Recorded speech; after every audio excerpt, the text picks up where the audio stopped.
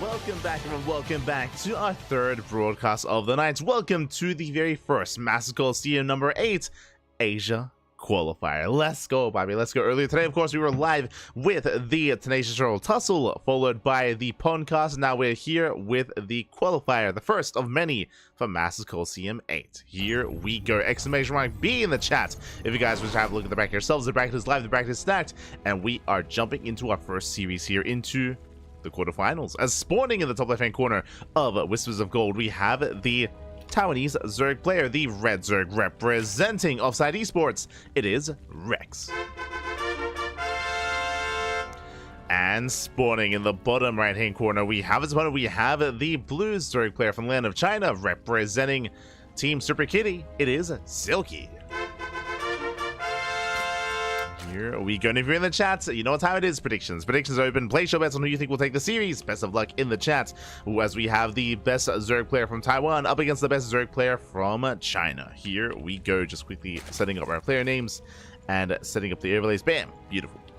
So we can dive in. And again, I'm not gonna lie, I'm a little bit out of energy. It's been a long day here. Again, we casted a Tenacious Turtle Tussle this morning. It was a great event. I do recommend the VODs. A lot of fun. We were able to feature and showcase Ryung for the first time in the Tenacious Turtle Tussle. He was tussling, Bobby. He was tussling. Oh, it's beautiful. Followed by, of course, the podcast we just wrapped up, going over the week's news, going over the week's events in StarCraft 2, Home Story Cup, a patch, updates, other tournaments, and of course some interviews that have been released. So it was a lot of good fun. And now we are live with the qualifiers. If you're curious, what is Massive Coliseum? Massive Coliseum is going to be a big major online event. It lasts 2 months, the month of December and the month of January. So 2 months of StarCraft, Friday, Saturday, and Sunday, 3 days a week, every single week. Until next year, until halfway through January, we do have some Massive Coliseum action. It's going to be a major event with all the top players. We expect all the best players in Europe and Asia and Korea all facing off against each other. Players like Maru, players like Cyril, Raynor, Max Pack, Showtime, Hero, Dark, Oliveira. We expect them all to be facing off against each other and all competing in Massive Coliseum. Oh boy, so it's going to be a big major event, definitely one to look out for, but until then we have to determine which players make it through, and we have our initial regional qualifiers. Before the invites, before the seeded players, we have the qualifiers here initially. For now, it is going to be Hatch Gas Pool standard opening here by Silky. Silky going to be pulling out of gas, interesting, only focusing on link speed. Meanwhile, Rex, he does keep workers in gas, which means you can go link speed into banelings into link bane aggression. More tech is going to be available here to Rex. Meanwhile, Silky just focusing on purely link. Interesting. Like we don't get to cast enough ZVZs nowadays. I miss it. Like I feel like the last major ZVZ that we casted was what, like Young Yako versus Wayne, like 2 weeks ago, 3 weeks ago. It's been a while. It has been a while. Meanwhile, there's the Baneliness for Rex. Again, Rex is going Link Bane. Meanwhile, Silky, I mean, the sign that he had, the fact that he had pulled out of gas is a sign that it's going to be a Link Flood. He's straight up Link Flooding here. We have Lings already shipping away across the map. We have 10 more Lings on the way. They're building up. They're banging up back at home. And soon Silky will flood. Now, the problem, though, is that he's going to be flooding with Lings, and Rex will have access to Banelings. As long as he can control well, he should be okay. That is going to be a big if, though. As again, Silky is all in. Silky is completely all in. Oh. Catching him in the chat. But yeah, he's going to be completely all in, and here we go, the Lings, they pull the trigger! Oh, I saw the turtle. We'll remove the turtle after this series, don't you worry. Shout out to the turtle though. Ah, look at him go. He's waving to us. Waving to the Lings. The Lings, they flood across the map. Banelings are on the way, but they're not ready. Rex needs a little bit more time. Lings, they dive on in. They're going for the Banelings themselves. Can he deny them? He can deny one. One is denied. The other might be able to finish in time, and it will. Whew. Does finish up. More Banelings on the way, and Silky, oh no! Has to pull back. It connects only on 3 Lings. Another destination here from Rex. Rex getting caught out. He does have his queens brought down. He has another Baneling on the way. Looks like he finishes up just in time. Baneling does complete. Rex moving forward. He's holding, at least holding onto the natural. And Silky has to back off. And again, Rex has to be so careful with that Baneling control. So far, so good. And Silky drones. Silky's going to be droning up. Rex from here, he can counterattack. Remember, he does have that tech advantage. Silky should be skipping out on Banelings and going into 2-base Roach. Speaking of, there it is, Roach Warren. Makes plenty of sense. Silky just going to be rushing right into Roaches. Going to be skipping Banelings entirely. And Rex for now is stuck at home, but I would love to see him move out. For now, we do see him checking the fringe locations here. Will come across the Lings. Nice catch. Link's gonna be going down. Rex scattering across the map. Rex, he does confirm the Roach Warren. He's aware. He does see the extra gas is being taken as well. He knows. Does know what's going on. More Bailings on the way in the natural itself, or in the main itself. We'd love to see it. Oh, we do have a couple of frame drops. Do apologize. As across the map, one Bailing gets baited out. Queen under fire. Uh-oh.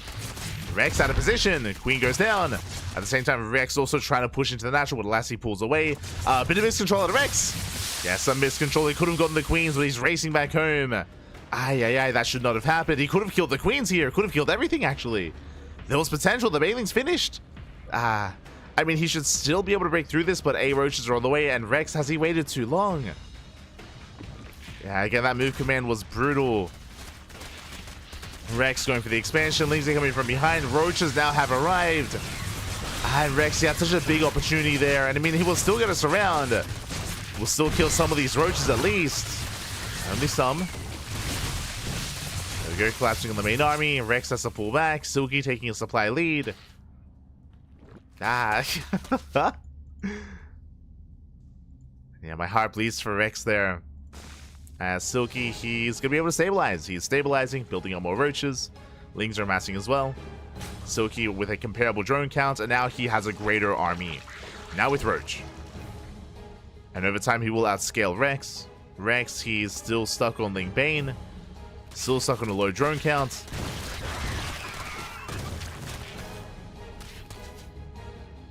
Aye.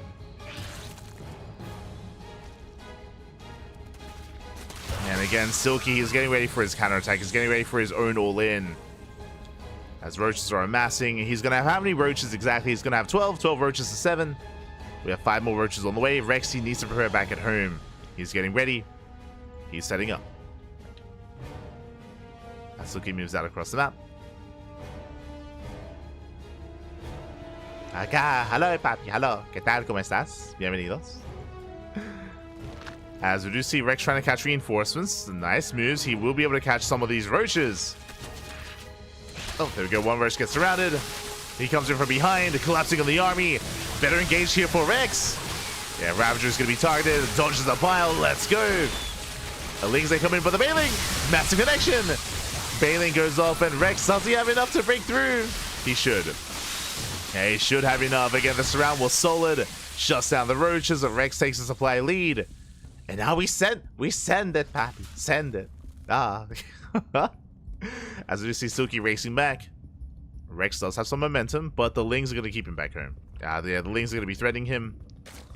He has to pull back. Not like this.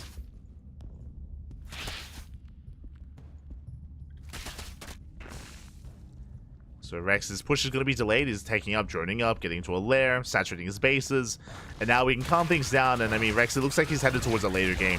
Now, the problem here is that, again, Silky is still 2 base all in. He's still 2 base all in. Again, the 3rd base is just for larva. So Rex isn't out of the woods yet. Right now, Rex is droning. Basically, he's spending larva on workers instead of army, which means he could still go down. He could still fall prey here to the all-in of Silky. As the all-in continues, he's going to be rallying across the map. Rex is setting up, but did drone and take gases, so I'm a little bit concerned here for Rex. Looking at the army tab, Silky's ahead in Roaches. Does have a Roach lead. Lings are moving out. Does have that one Ravager. So Rex is trying to hold on. Lings are doing a good job at buffering for now, but the Lings are going to be falling. Lings going down, Rex fighting out in the open. Is being overwhelmed. You have some reinforcements waddling in. The Vials, they do connect. No transfuse. 1 Queen goes down to 2. And Silky, he is pushing in. Forcing Rex back. Well, not quite connecting. Spine Cools are finishing up. And they're coming into play. Yeah, the Spine Cools, they do help. They turn the army towards the natural. Roach Warren under fire. Uh-oh. Roach Warren does go down. Massive pickup. Early Links to reinforce. And more Ravagers are morphing in. Again, Silky still has momentum. Still pushing in towards that natural. And without any creep, the Spine Cooler can't really help. Not too much. Nice while there. Denies the Ravager. Likewise, Rex pulling back to the Spine Cooler. Does help support. Wow, they take down a Roach. But Rex with the defender's advantage, he barely has enough. Roach wants being rebuilt. GG gets called as Silky taps out, and Rex takes game number 1. Whew. GG, a very, very intense game there. Again, Rex, he did have the advantage. He even could have tried to have ended the game earlier as well. There was a moment where there was some miscontrol and did move Commander's army back home where he could have gotten more damage. Despite that, thankfully, Rex was able to maintain himself and does take a lead in the series. GG. GG, well played, does take a lead, and now we're getting ready for game number 2. Alright, getting ready for the second game. Just catching up with the chat. Hello, good morning. Hi, Stan. ¿Qué tal? ¿Qué tal? Only been awake for 6.5 hours. Oh, no. DJ. Take care, papi. Take care. Oh, right. Officially turtle map. I should get rid of the turtle. Hold on. Hold on. I'll remove the turtle. Beautiful. We'll remove. Turtle be like, just act natural. Maybe they won't notice. I noticed, papi. I noticed. Did notice the turtle.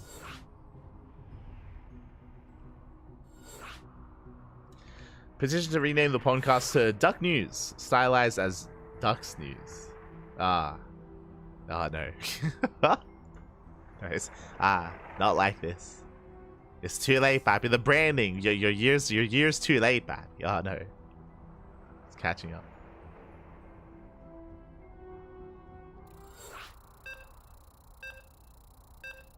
But for now, we're getting into that second game. Gonna be loading into Frostline. Here we go.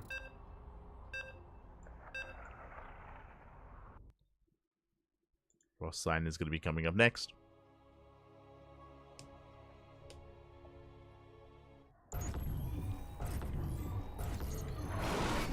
And the players changed. God damn it. The players changed colors. Un momento, papi. Un momento. I'll fix it up.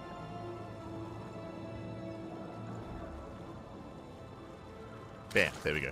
As spawning in the bottom left-hand corner of Frostline, we have our Taiwanese Zerg player, the Blue Zerg representing Offside Esports, leading the series 1-0. It is Rex. And spawning in the top right-hand corner, we have his opponent. We have the Chinese Zerg player, the Red Zerg representing Team Super Kitty. It is Silky. Go. Whew. As again, that was a very intense game 1 with Silky just perpetually all in, cutting workers and not really droning up too heavily whatsoever. And we'll see how he does approach Frostline. Again, the rush distance by ground on this map is far longer. The third base is more exposed, true, so technically you can try to catch out your opponent and commit to something a little bit more aggressive with Ling Pain. But I'm not too fond of the idea of going for a roach base all in on this map. We'll see. We'll keep an eye on Silky. As for now, we are just settling in and going for hatch gas pools. Standard openers. Openers are going to be standard. From here, we can drone. Again, when it comes to the qualifier itself, we do have quite a number of competitors. But when it comes to the qualifier, again, there's only one slot. Only one slot available here to actually qualify for the main event. So it is a bit of a brutal qualifier in that sense, but regardless, still some amazing players here. Amazing players, man.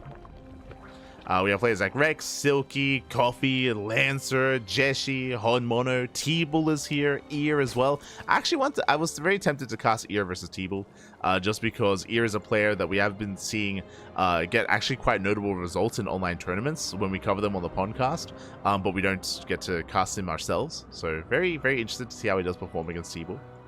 Curious. But I also feel like we're missing some competitors as well. Like, I don't see Oriana, for example. I don't see Nanami Chiaki. Those are the two that come to mind. Joliwa Loves as well. Rewhite. SCV. Yeah, we're missing some of the big names. I'm missing some of them.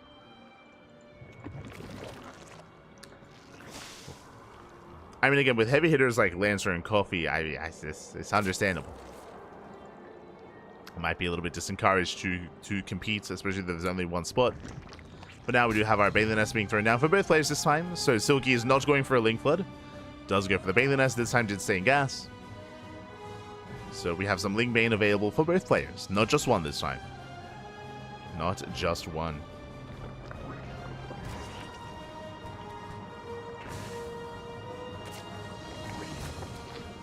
As we are going to be setting up.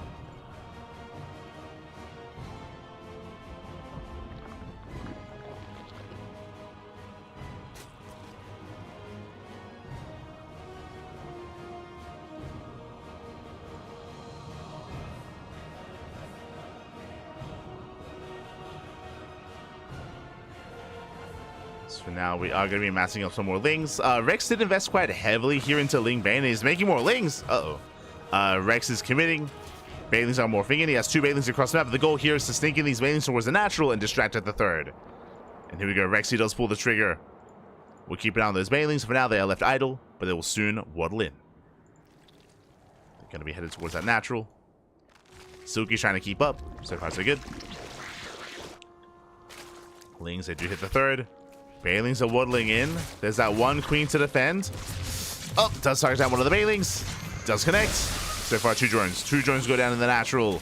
Meanwhile, Lings, they do flood in towards the 4th. I'm going for the queen. Banelings connect. Ooh. Yeah, one Baneling does go off. There's one Baneling left over. And it is going to be targeted down. And better trades here from Rex. Takes down the queen. Gets us around. Ooh, another best connections though. Another best trades with those remaining Banelings. Regardless, he will still take down the expansion. Yeah, the 3rd base should still fall. Roach production underway. 3rd base should still fall. The 3rd base. No, Rex. Oh, didn't quite commit. The 3rd base survives. It was a clutch transfuse towards the end there. The queen survived. The base survived as well, and Silky holds. Ooh, and now Rex is in a brutal position. Rex, he's down in workers, down in economy, down in tech, down in every aspect. And from here, Silky is going to start out of control. I mean, again, he's got 40 drones to the 29 of Rex. He has Roach production. Rex just now finishing up his own Roach Warren. No.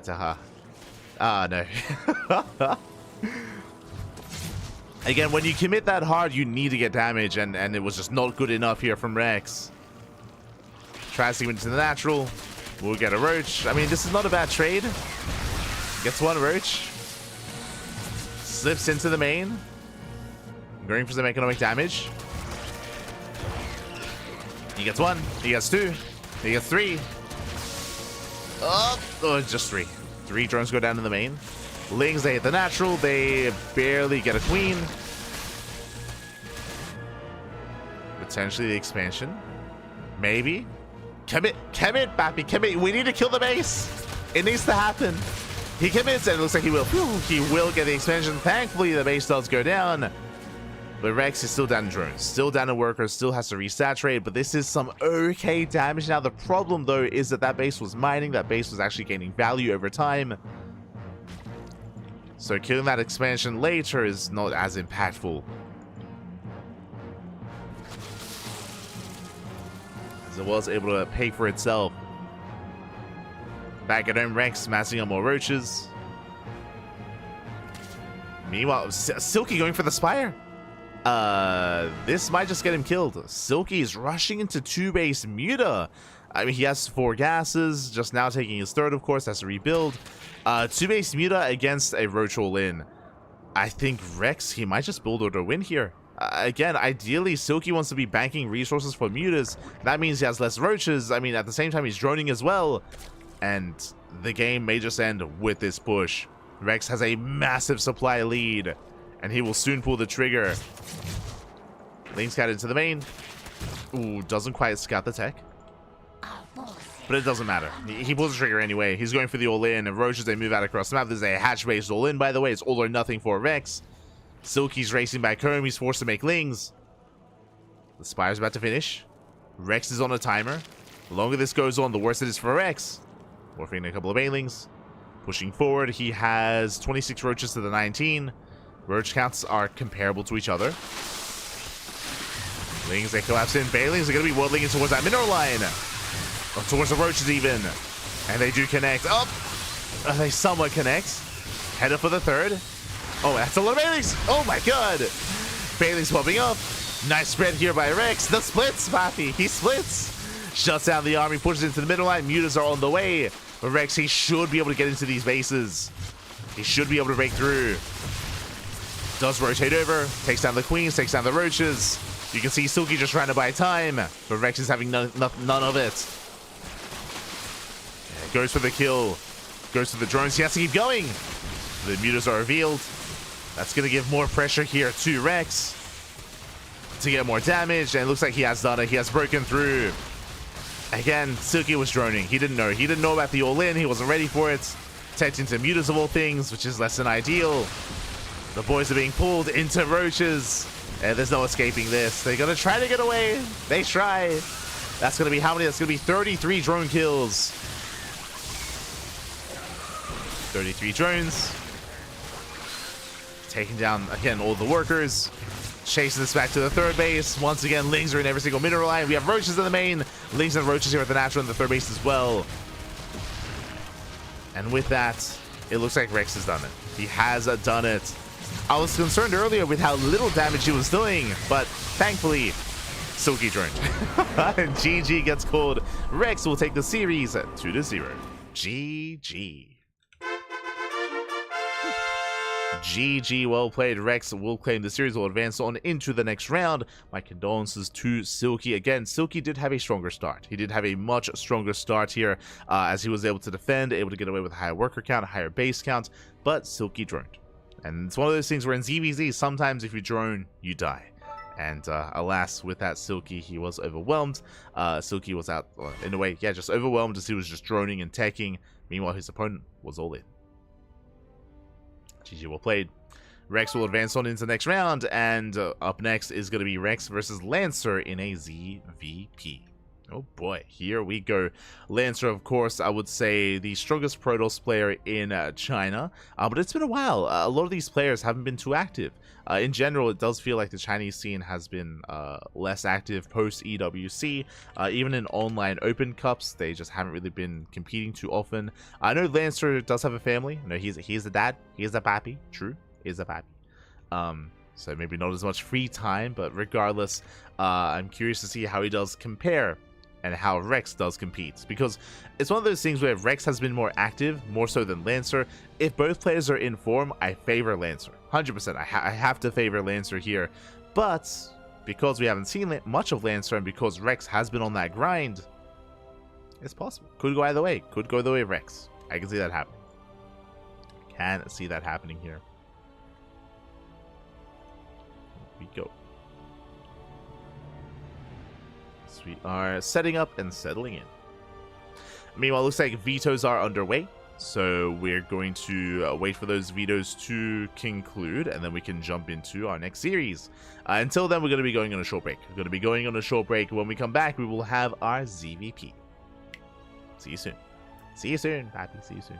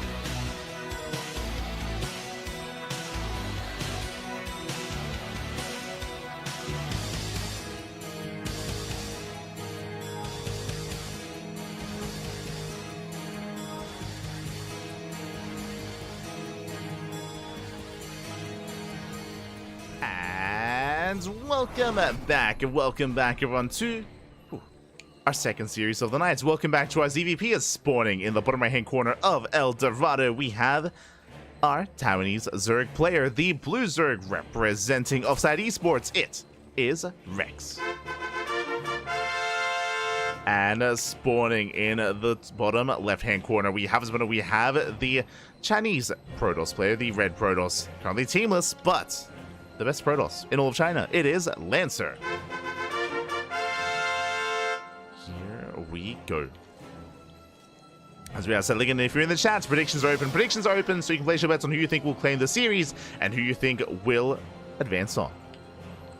I do see a discussion happening in the chat. I'd like to end this before it gets too chaotic, as I see some clowns in the chat.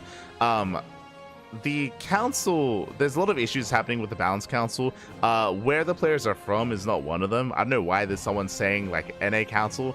From my understanding, most of the council members, the local ones, are European based, so I feel like you're just barking up the wrong tree on that one. But if you want to tune in to some more, I don't know, some discussion regarding that, we did cover it many times over the podcast regarding the Balance Council. I do feel like the main issue with it currently is how it's being managed more than anything. But yeah, it's definitely important to be informed as to what is occurring with the council and how decisions are being made, and what is going on, especially within it, when it comes to certain voices being stifled, other voices having more strength than others. For now, we are focusing on the match itself, though, on Master Coliseum. We're with the qualifiers, and we are embracing our ZVP here. We're embracing Rex versus Lancer. here we go. Again, El Dorado is a map that we rarely see. El Dorado is the most vetoed map in the map pool. We rarely get to see, we rarely get to experience it, for better or for worse. So I'm kind of shocked.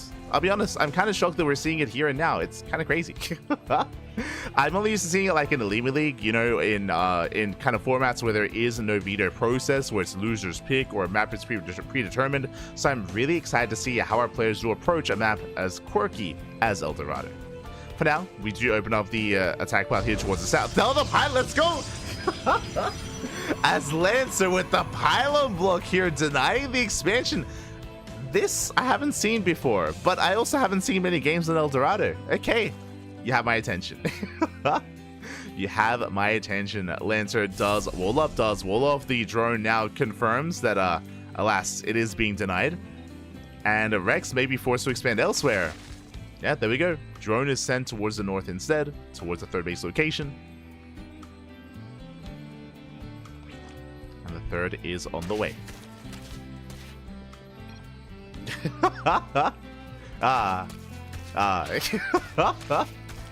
I'm loving the face, Pappy. I'm loving the QQ, Pappy. QQ. As yeah, Lancer is able to get a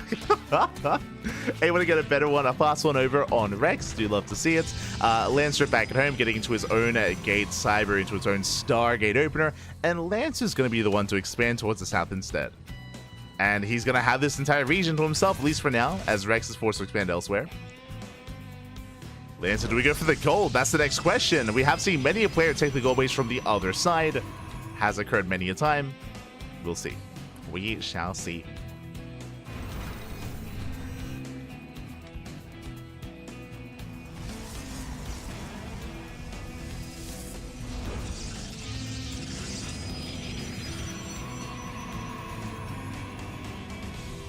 Cannot be informed of secret. We've spoken about it before. We've spoken about it in the on the podcast back.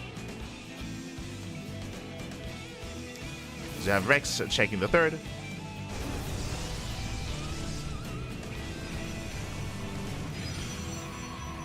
Does check the third base, does confirm its location. Void Ray follow-up here by Lancer is going to be able to hunt down those overlords.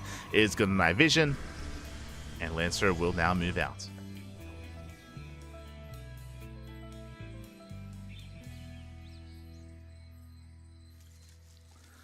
Council secret, signing NDA. Sure, but there are things that we know regardless of, like, despite that, there are things that are known. There are things that are known. As Oracles, they hit the third. Gonna get 3. Oh my god, big overextension by Lancer, though. Oracle does go down. Gets a couple of worker kills, but so far not worth it for the price of the Oracle. So a rough moment there for Lancer. Does move out of the Void Ray. Lair is on the way. Pretty well timed Lair here from Rex so far.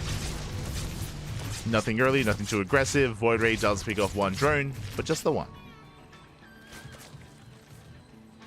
Just the one.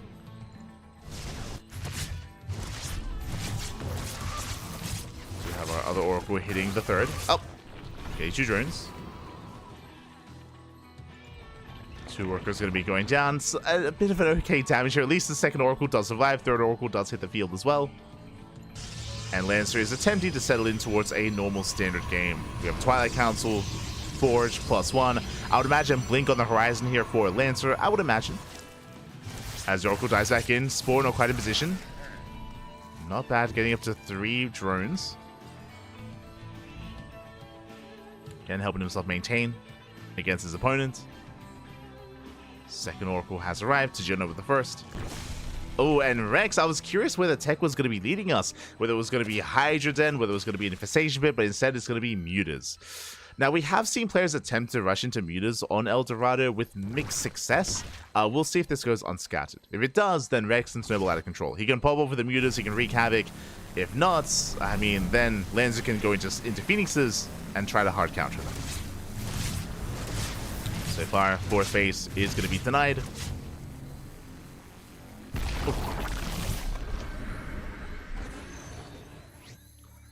I trust Green Protein more than the EU Council. That would be more accurate. No, I feel like you're missing the point. That's not where the discussion is. That's not where it should be.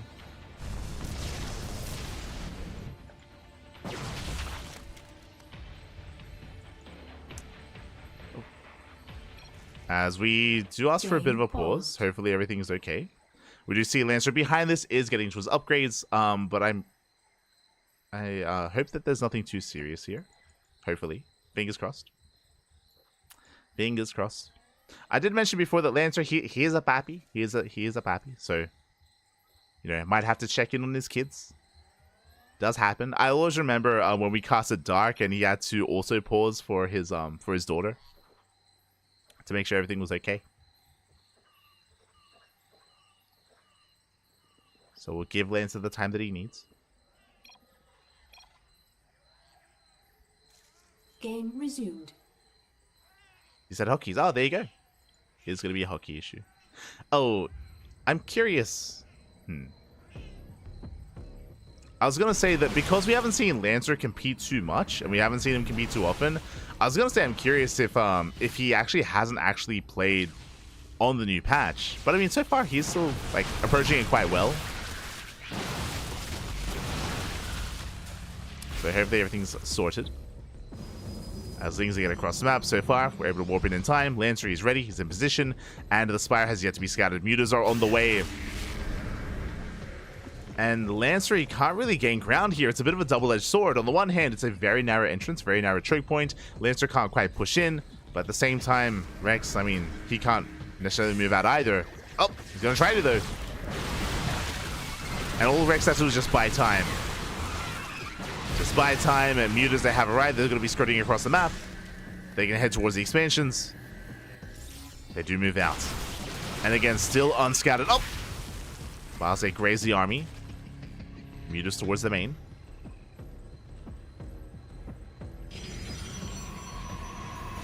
Towards the third even. Getting a couple of workers so far, forcing the warp in, headed into the main. And the last stillness attack defense is ready for this. They don't quite go for the probes, they shut down the cannon. Cannon gets shut down. Mutas back towards the third. And there's nothing at the third base. Oh my god, there's nothing at the third base either. So far, it's going to be 11 probe kills. Up to 12. Toll workers going down. Lancer forced back home. Has to turn back around. And again, Rex isn't going mass muta. He's not going mass muta. Behind this, he's transitioning from roaches into hydras. And he breaks out. Does break. It's still an awkward breakout. Oh god. It's not the most easiest of terrain to traverse. Aye. But is taking out of mutas into Roach Hydra, into I would imagine Lurker Tech. We'll see. We shall see.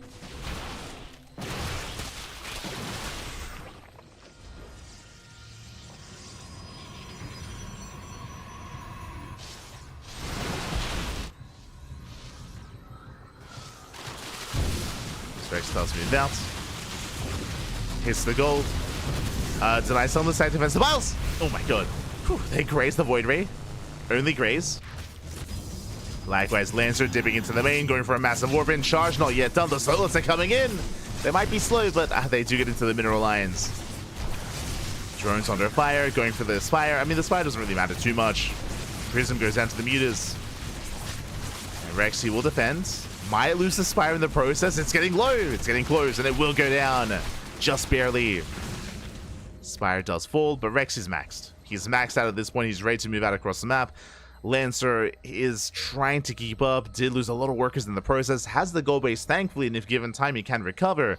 But we'll see. We'll see what Rex can accomplish with this army. Now, bearing in mind, the soup does lie. The soup, as always, does lie here. Rex, he's maxed, but a lot of that is inflated supply in these roaches. So the army isn't really too efficient. And you can see here, Rex, he's intentionally throwing away his roaches. He intentionally does want to throw them away and refine his army with more hydras and lurkers instead. So he wants to throw this away. Lurker's getting in position. Once again, we see Lancer trying to force his way up in towards the natural.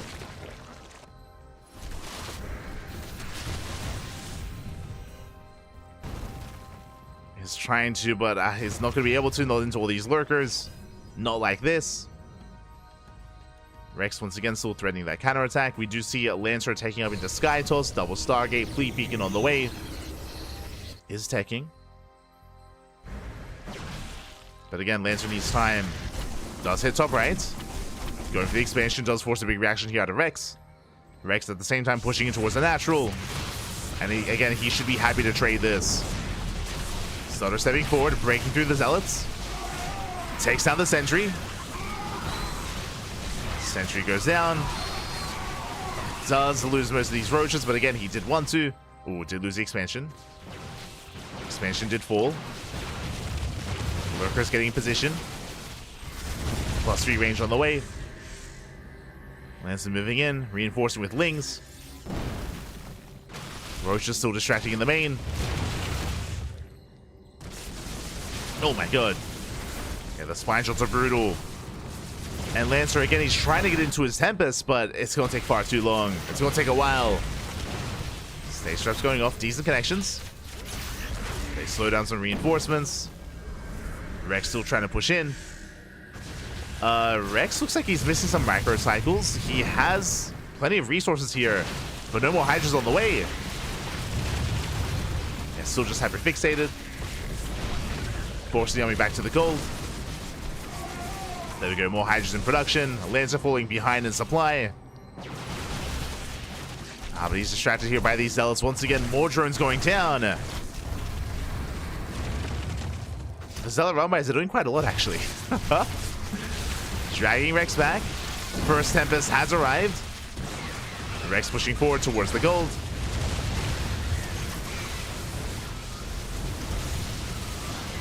Let's move forward. Oh! Getting a Tempest. Tempest goes down. Yeah, the first Tempest falls, the other barely does survive. And you can see Rex just snowball from here. Takes down the expansion. He is running out of reinforcements. Again, Rex, he did lose a lot of drones and still losing more to these Zealots. The Zealots are the MVPs. Oh my god. Like, despite the momentum and despite the damage that Rex has been doing, again, he has nothing to reinforce this. He's on his own. And here comes the surround. Stalkers from behind. Focusing down the Lurkers. And Lancer, he will clean this up. He will clean up the entire army. The Lurkers, the Hydras, Roaches, they come in to reinforce. Rex has no bank. No mineral bank at least. And he has to back off. And Lancer, he has a backup gold. he has another gold base. Has another expansion. Zealot Realmbuyers just keep on going. Lancer is down to 49 drones. Oh, sorry, Rex. Sorry, Lancer down to 49 probes. Rex is still on a decent worker count here. Did lose 30 drones in the process, but he's maintaining himself. At least trying to. As Zealots once again, they get in.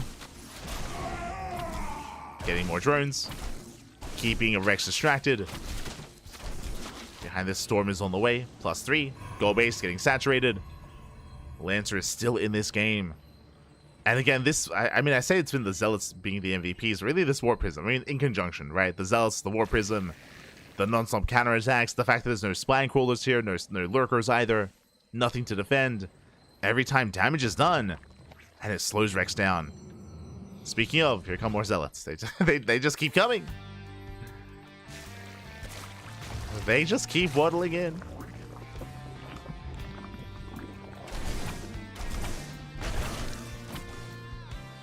Rex, as he responds, we do have the main army pushing forward. Storm is almost done. Uh-oh. Storm is almost done. As Lancer wants to go for the kill, pushing towards the natural. But now there are Vipers. Vipers are ready.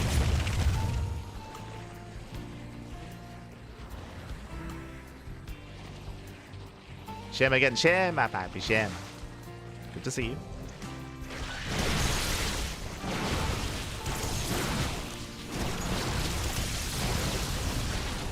You see Lancer rotating.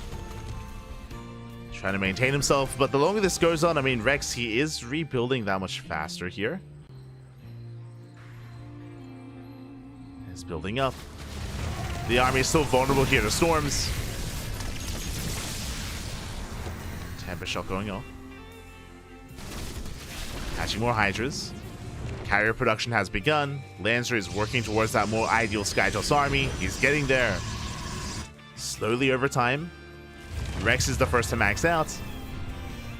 And he should be able to break Lancer before that carrier count really gets out of hand and out of control. Should. We'll see as he rotates. Rotating over.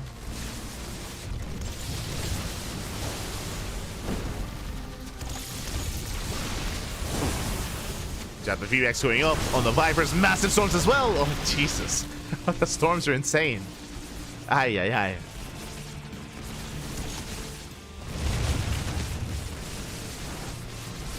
Storms are insane. Once again, another storm here on the Hydras.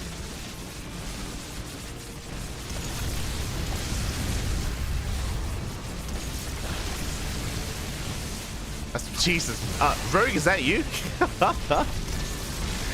As we do have the changeling swaddling in. There's no anti-air, which means that, hey, these two carriers and the Tempest that popping up, they're going to kill every single lurker. I was expecting there to be a little bit more support here, but never mind. Yeah, not enough anti-air. Lurkers going down. One little sky toss is here. I mean, it's popping up. Takes down most of the Hydras, forces back the army. Another revelation. More lurkers falling. And these are brutal losses for Rex. He was maxed. Now he falls. He crumbles in supply. Oh my god. Oh, the storm. The storms is insane. The storms, they melt the Hydras. Corruptors are trying to dive in. Doing what they can. They will take down the Tempest. They try to. Powerbomb goes up. Oof. Another storm. Carrier does fall. It looks like the Corruptors, they barely clean up the air army. Barely. Catching every single Tempest. Queens that were waddling in. Get out of here. Very scrappy game state. Lancer is up in probes. He has the gold base as well, so he has the better economy. He has 2 gold bases. Bear that in mind. Even with a lower probe count, he was able to maintain himself. So Lancer's economy is booming. Rex is down to 3-way saturation. 66 drones, that is 3-way saturation. That is not good enough. He needs more bases, needs more expansions. The Prism is still there. And at this point, Rex is now falling behind. He's falling behind. It's so expensive replacing all those Hydras and Lurkers. It's not easy. Vipers as well. Has to start from scratch.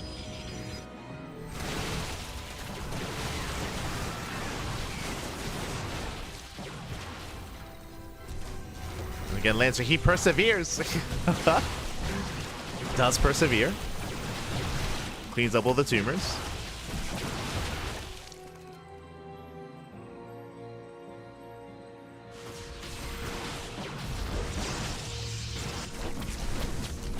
Likewise, El Rambai once again going to be distracting Rex. Lancer pushing right down mid, going for the center expansion.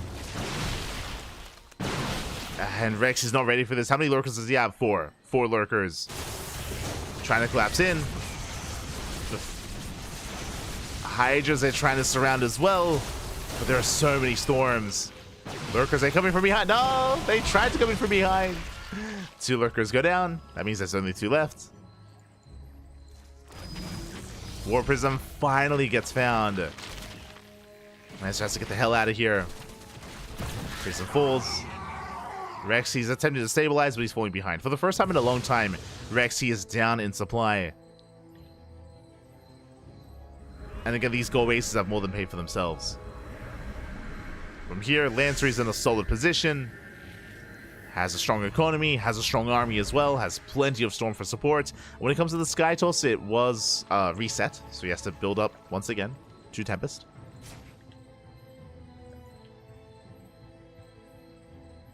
Tempests are on the way. Oh! Lurkers, they do well for themselves. They do well. Another one right into the main. It is going to be cleaned up.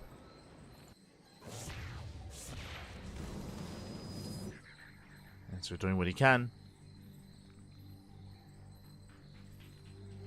And Rex, more than anything, just needs expansions. He needs more bases. Or, like this, needs to deny some expansions as well. Gets a cannon, going for the Nexus. Nexus will survive. Oh, Corruptors. They get shut down. Hydra's being forced back, and Lancer, he holds. He holds, and again, he's snowballing from here. He's maxing out. And Rex has just been outscaled at this point. He has been outscaled.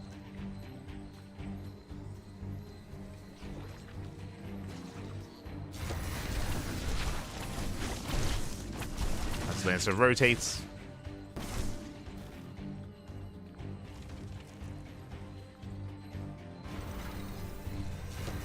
And I mean, after losing all those drones earlier, like Rex, he never recovered his economy. Like his economy has been in the gutter almost the entire game here, at least the entirety of the second half.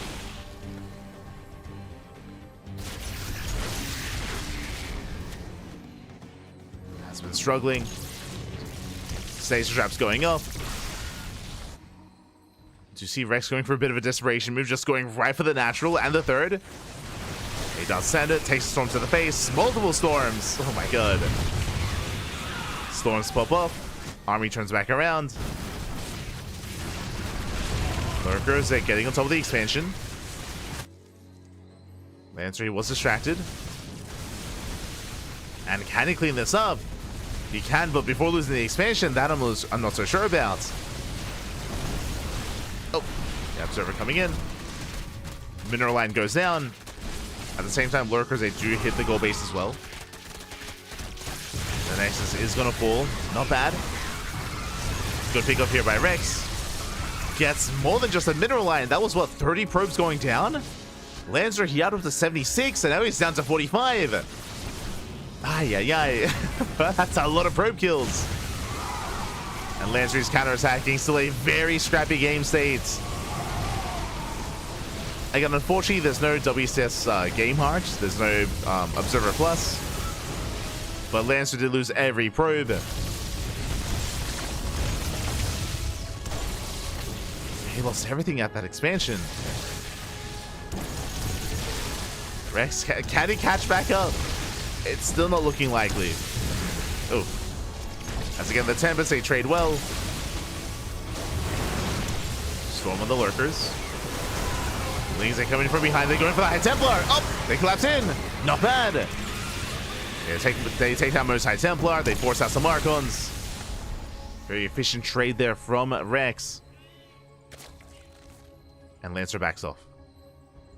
He backs off. He's giving Rex a bit of time to build up more Corruptors. Despite the low worker count, Lancer, I mean, he still has the gold. Is running out. Running out of resources.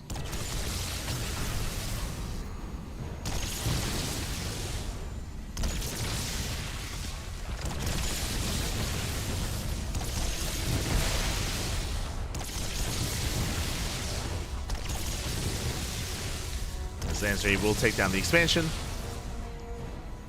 Corruptors, they can't really do much about this. If they try to die, they're just going to take a storm to the face.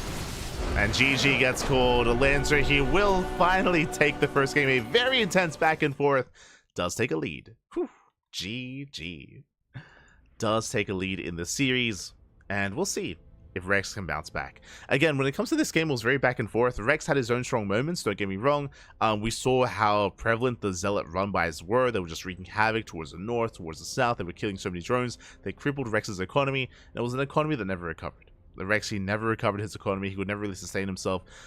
Despite that, there was that one moment where he maxed out, and he was up to, I want to say, 72 drones. He was looking quite good there, but that was also the moment where he invested too heavily into Lurkers, and he had not enough anti-air to support it.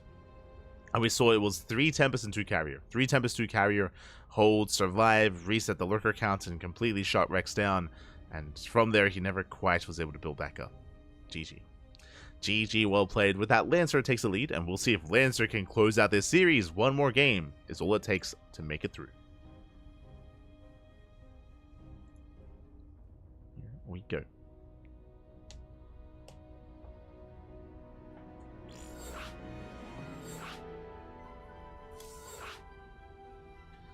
As we are getting into our next game. Thankfully, this time looks to be with Observer Plus. Thankfully.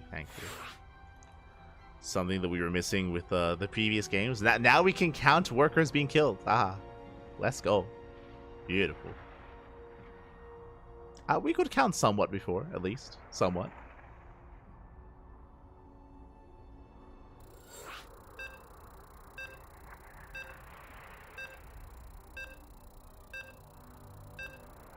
This was game 1. Yes. that was game 1. Aye.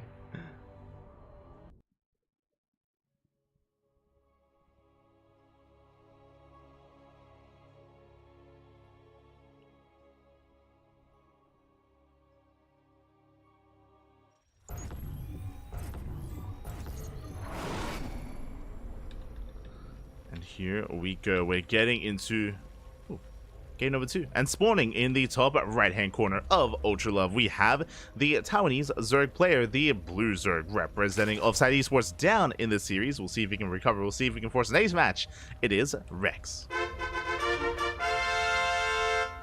And spawning in the bottom left-hand corner, we have as opponent, we have the Chinese Protoss player, the Red Protoss, leading the series 1-0. It is Lancer. Here we go as we are embracing a very different map. Of course, Ultra Love is one of the more common maps in the map pool. Does have a bit of a shorter rush distance by ground, but has very defendable bases. Very defendable bases here at your natural, at your third, at your fourth base as well, with these choke points, with these towers you can knock down as well, with these points of elevation. Very defendable, and we'll see if we do end up getting into another longer game state, or if either player tries to end the game early. We shall see. For now, Hatch Gas Pool, Rex Force take the unnatural natural, but a standard opener nonetheless. Standard opener. Again, when it comes to that last game, it was very scrappy game 1.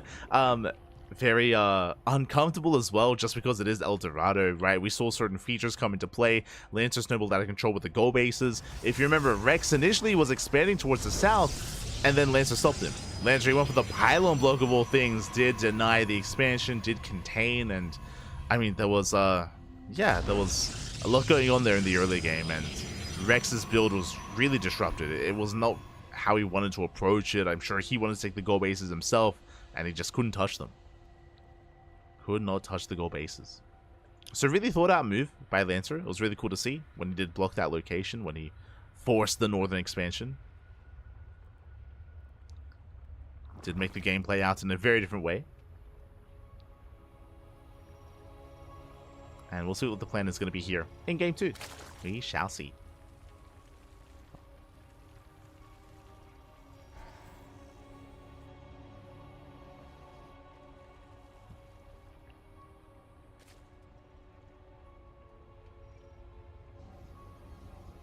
So for now we are going to be settling in.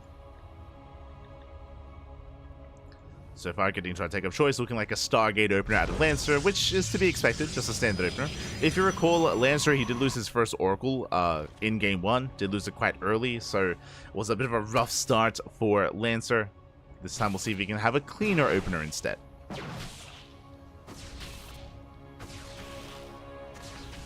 So you have what is zoned away.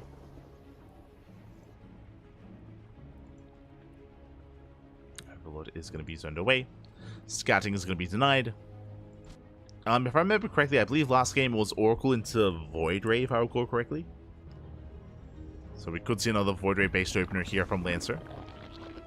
If we do, we can use it to hide his tech and potentially go for an aggressive build. Banana. Oracle first. Let's go. It's going to be the Oracle first. So again, what we expect here in ZVP. Is what we expect. Meanwhile, Rex, let's go. Speaking of being aggressive, speaking of going for an all-in, we have the answer. Rex is going for a Bane bust. Bane Nest has been placed here behind the mineral line very early on. We would not see this unless he planned to Bane bust. Oh boy, so momentarily Rex should be cutting worker production and committing here into... Oh, never mind, he cancels. Never mind. He drones. He cancels the Bailey Nest. What did he see exactly here? The Oracle. So it looked like maybe Rex was expecting something like Glaive Adepts. If it was Glaives, then maybe Rex wanted to counterattack with Ling Bane. But upon seeing the Oracle, does change his mind. So does adjust his build. Cancels the Bailey Nest, now going to be droning up. The downside, though, of course, is that his tech is delayed, is making extra Lings. Interesting, so we can try to threaten the base. That's a lot of Lings on the way. A lot of Lings, actually. Is moving out. Queen's a spreading creep. That's 24 Lings in production. I mean, this is aggressive nonetheless, just without Banelings. End up moving out for Lancer. Rex still mining gas, but he's still making pure Ling. Jesus. That's a lot of Lings. Adepts, they will commit to this. Oh, they won't quite commit. They do cancel. Rex heads towards the third. Oracles have into the main. There's a spawn position, and this third base is exposed. And Rex is going for it. Now, ideally, with this big a commitment, he doesn't just want the expansion. Doesn't just want the base, he wants more than that. Meanwhile, the Oracles are wreaking havoc. All 3 Oracles, they race back home, and they will shut down these Lings. Lings, they will not even get the expansion. Ay. Lings are forced back. This was a big investment. We have Queens. What is happening? Queens are walling across the map as well? Okay. Rex is committed. It's all or nothing. Just a Ling Queen all in, but he has already lost so many Lings. How many? 35. 35 Lings. Takes down the pylon. Shield batteries are done. So far, the Queens, they do zone the Oracles away. Lings, they can wreak havoc. Not bad. Lings, they collapse on the Adepts themselves. Oracles doing what they can. Adepts are falling. Down to 2. 2 Adepts left. Oracles, they clean up all the Lings. Now it's only Queens remaining. But the Queens, they can hold their own. The boys are being pulled. Oracles, they commit. There's no transfuse. No creep, no transfuse. And with that Lantern hold, he shuts down the army. Cleans up the all-in. And what does Rex have left? What does he have left? He has a couple of Lings left over. Lair is just now halfway done. Very late Lair here for Rex. Late gases as well, late tech. There's no Roach Warren, there's no Baliness, there's no upgrades, no Evo Chamber. 4th base on the way. Rex is joining up, but he is behind. He is down in workers, he's behind in economy. It's looking bleak here for Rex. He's not completely out of this. There is a world. There's a chance where maybe Rex goes for another all-in. Maybe he goes for a Roach Warren or something. He cuts workers and he goes for one big push. Or maybe Lancer overcommits. There is a chance where Lancer makes mistakes, but really Rex is hoping for that moment. He's hoping that Lancer does make those mistakes, does slip up, and gives Rex an opportunity. That's going to be a big ask, though. As the Oracles, as the army, the creepers are being cleaned up. Oracles, they get the Revelations up. Lings go for a counterattack. And the army commits. The army can commit. But now they're being distracted by the Lings. They collapse on the rover. They force a cancel. Army races back home. So far, so good for Rex. He's buying time. If it wasn't for this, Rex, he may have just lost his expansion. Like, the 3rd base may have just gone down. If he didn't force us back home. Again, that's 5 Oracles. Soon to be 6. 6 Oracles. Ay. That's a lot of Oracles. I mean, they're pretty good. They melt Lings. They set up stasis traps. They reveal, of course, with Revelation.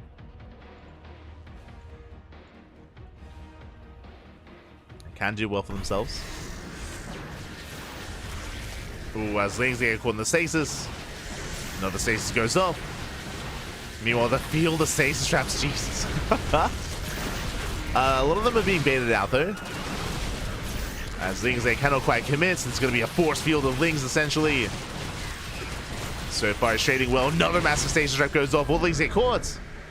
Lings are caught out. Lance taking a 4th. Rotating over.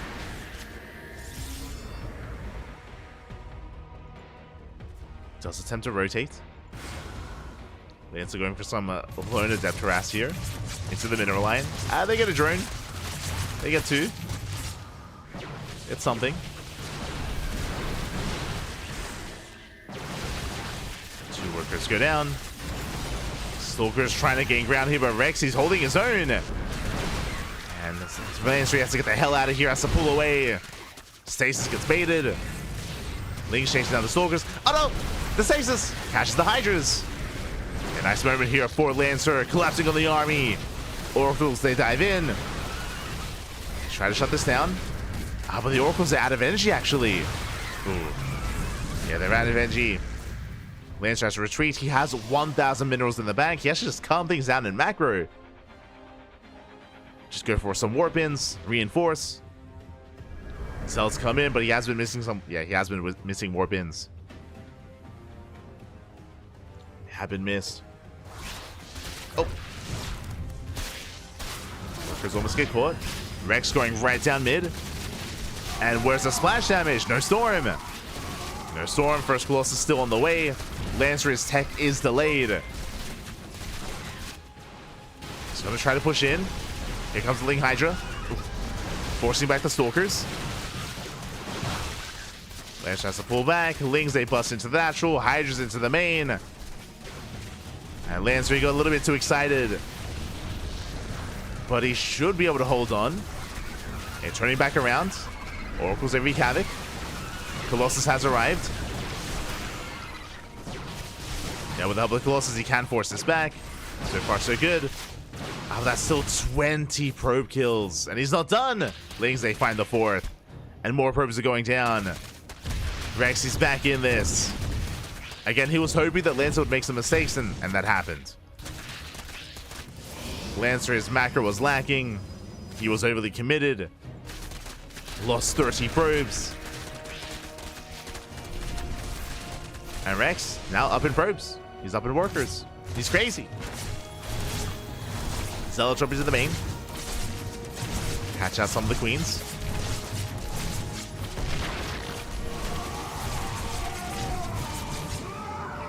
We'll catch one of them out. Lancer now committed. He's stuck on a 2-base economy. Barely an economy here for Lancer. As he's trying to reprobe. And he has to commit. He's going to have 2 Colossus. He'll have a couple of stasis traps. I mean, depending on how good these stasis traps are, he can take a fight. Does depend though. Lings, they come in for the surround. Colossus gets away. Just barely. Nice control. Nice stasis here on the Hydras. Uh-oh. Lancer, he can break through this. He can't push in. Tower's being knocked down. Oh my god. Gets close, gets low. But Lancer, he will break through. Dives on top of the Hydras. 1 Colossus will go down. And Lancer has to pull away. Knocks down the rocks. Buys time. Lancer rotating around. I mean, Lancer has a more efficient army, at least with the 2 Colossus he did. Now he's down to 1. 1 Colossus left. So the run by runs into the Hydras. That's a lot of Hydras. Jesus. Lancer respects it. Heads towards the 4th.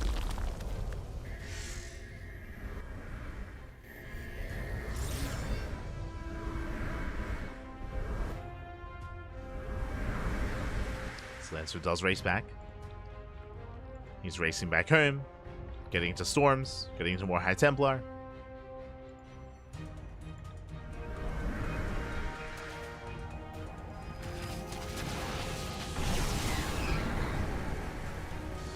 And from here, we're just going to calm things down. But the 4th base, once again, is exposed. It's so far in the open.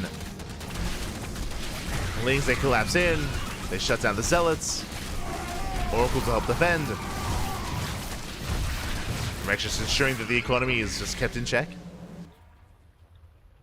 Finally taking to lurkers. Didn't realize just, yeah, we were stuck on Hydra Lurker, sorry, Hydra Ling Bane, Hydra Ling.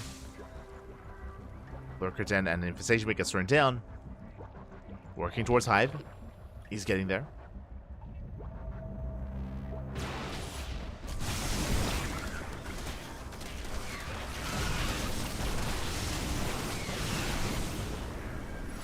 He's getting there.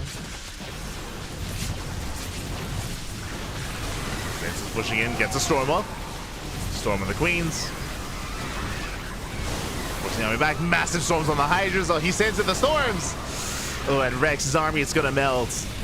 Gets 1 Colossus. But the storms are brutal. Yeah, all it takes is a couple of storms, and Rex, he just cannot keep up. Not anymore. GG gets called, and Lancer, he holds on. He keeps it going. He will take the series 2-0. Will advance on to the semifinals. GG. GG, well played. Lancer, he will take it, will advance on. Again, Rex did have he was in a really rough position. Remember, with the failed all-in, he went for a Ling Flood and a Queen Walker across the map. Rex did fall behind, but if you recall, in the aftermath of that, Lancer, he did miss some macro cycles. He wasn't quite able to spend his money efficiently. He wasn't able to maintain his lead, and then we were suddenly in a back-and-forth scenario with Lancer losing 30 workers, 30 pros went down. It was insane damage. From that moment, I thought Rex had it, but Rex was also still very committed. We pointed out towards the end, I should have put more emphasis on it.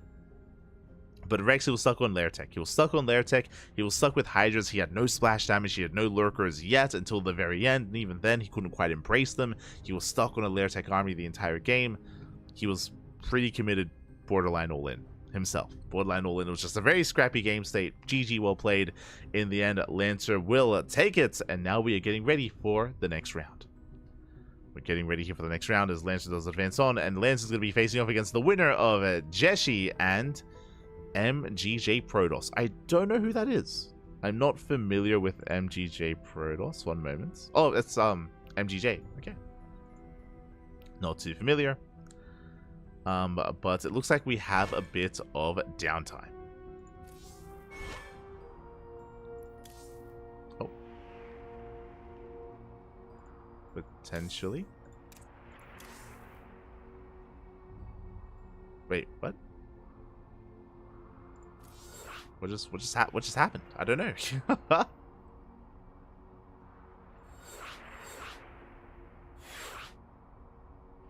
Okay. I was a little bit confused, not gonna lie. But it looks like we are jumping in mid-series into MGJ versus Jeshi. They're tied up 1-1, and they are going to the ace match.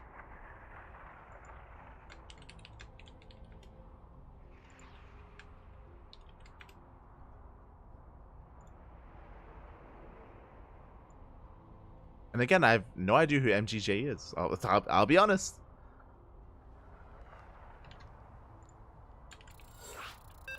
So if you're more familiar, then I would love to know. If you are more familiar with him.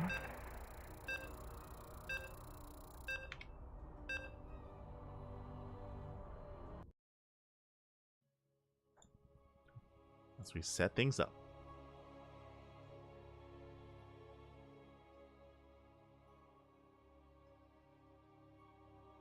We go. Also, as we settle in, a big shout out to Savarin215 subscribing with Twitch Prime for 2 months. Thank you, Papi. Thank you so much for subscribing. Did happen during the game. I apologize for not giving you a shout out, but was just engrossed in the game itself. Didn't want to take away from it. Regardless, thank you. Thank you so much for the support as we dive into the ace match. And spawning in the bottom left-hand corner of Frostline, we have the Chinese Protoss player, the red Protoss representing Weibo Gaming, WBG. It is Jeshi. And spawning in the top right-hand corner, we have his opponent. We have the orange Protoss player from the land of the UK, but I imagine with ties to the Asia region, it is MGJ. Un momento. I got you. Huh. Oh god, that's so bright. Hold on, there's gotta be something better here. That's better. And if you're in the chat, predictions, get your gamble going. Predictions open for this ace match for this one final game.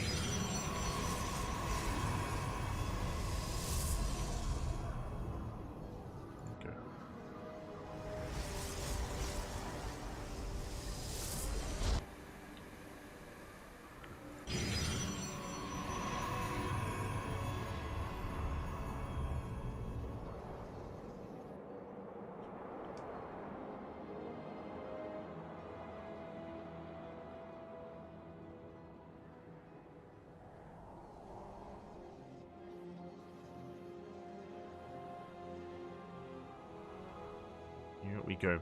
As for the time being, we are settling into our PvP. Again, if you are familiar with MGJ, I would love to know more about them. For now, it is going to be my first experience. But to force Jeshi to the ace match, I mean, that does bode well. I do rate Jeshi quite highly here. When I think of the top players in, or the top Protoss players in China, Jeshi is one of them. Always there at the top.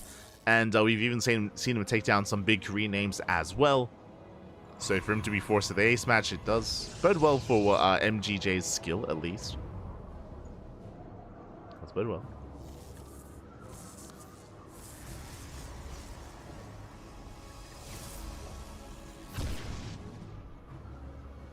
Zane is Protoss. Zane is Protoss.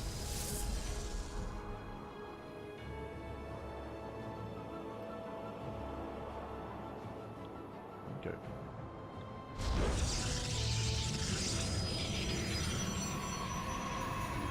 Oh, are people saying this is Zane? What?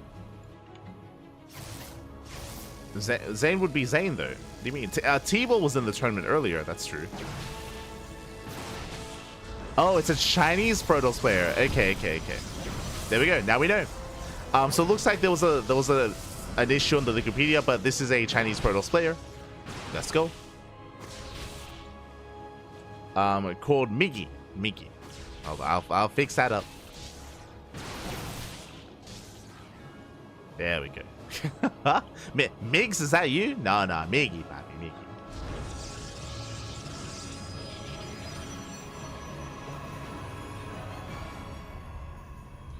So now we are going to be settling in. Both players going for double gate openers into expansions. I say that Miggy was able to go for something slightly more economic here, taking a faster Nexus. Is getting it up and running. Does take an economic lead as a result. We'll see if Jessie can bounce back. Here we go.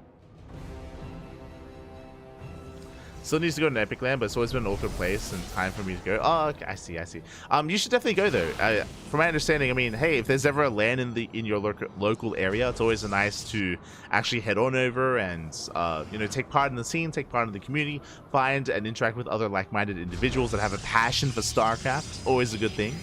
Always. I can vouch for Zane. Zane, he's a good guy. Good guy. Raza as well. Raza. I mean, Raz is a family man now, but I believe he was at the last Epic Land. Much love to the brothers, the Pakistani brethren, if you will, of Zayn and Raza. Oh, as we do end up flanking those oracles, one oracle goes out, not bad. One oracle does fall so far. This opener here, the Stargate opener, I should say, has not been worth it for Jessie. Down to one, rotating over.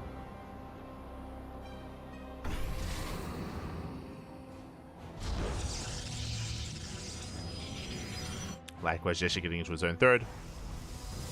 And from here, both players are working towards their Blink Stalkers. As we settle in towards a longer game state, though, again, Jessie did invest that much harder into Oracles. So far, it hasn't quite been worth it. We do see our Orange Protoss player at least embracing a faster Forge into +1, into upgrades. So we'll have that edge over his opponent. We'll have the higher quality army.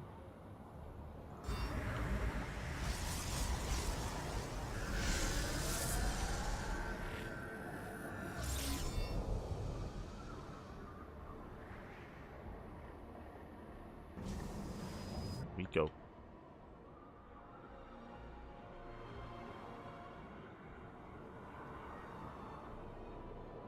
As again, this map is quite large, Frostline, I mean, it takes a while to really be active across the map, and the game is slowing down quite a bit here. We do see Jessie as being somewhat active, but for the most part, I don't really see him doing too much here at the third. The army's in position, and from here, yeah, Meiji will be able to hold on. Does hold, does deflect. Hallucinated Disruptor, let's go. Was hallucinated for a while. Both players taking up now from Blink Stalkers into +1 and charge. Chargelets are on the way, they're amassing. Getting into a greater gateway based army. Once again, +1 is in favor of our Orange Protoss player. It's in favor. Oh. As they're chasing.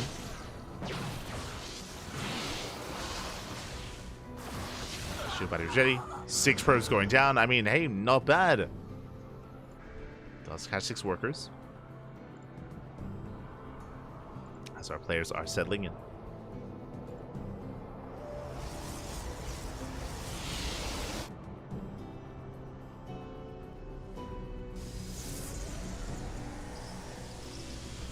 Now from here we can kind of take in 2 different directions. From here we can take into Archons or Disruptors. They both have their place. Archons, they're a little bit faster to come online. They're also much more robust against Chargelets and Adepts. Meanwhile, you can try to skip tech and go into Disruptors. It can be very risky to do so, but Disruptors, they scale better into a longer game state.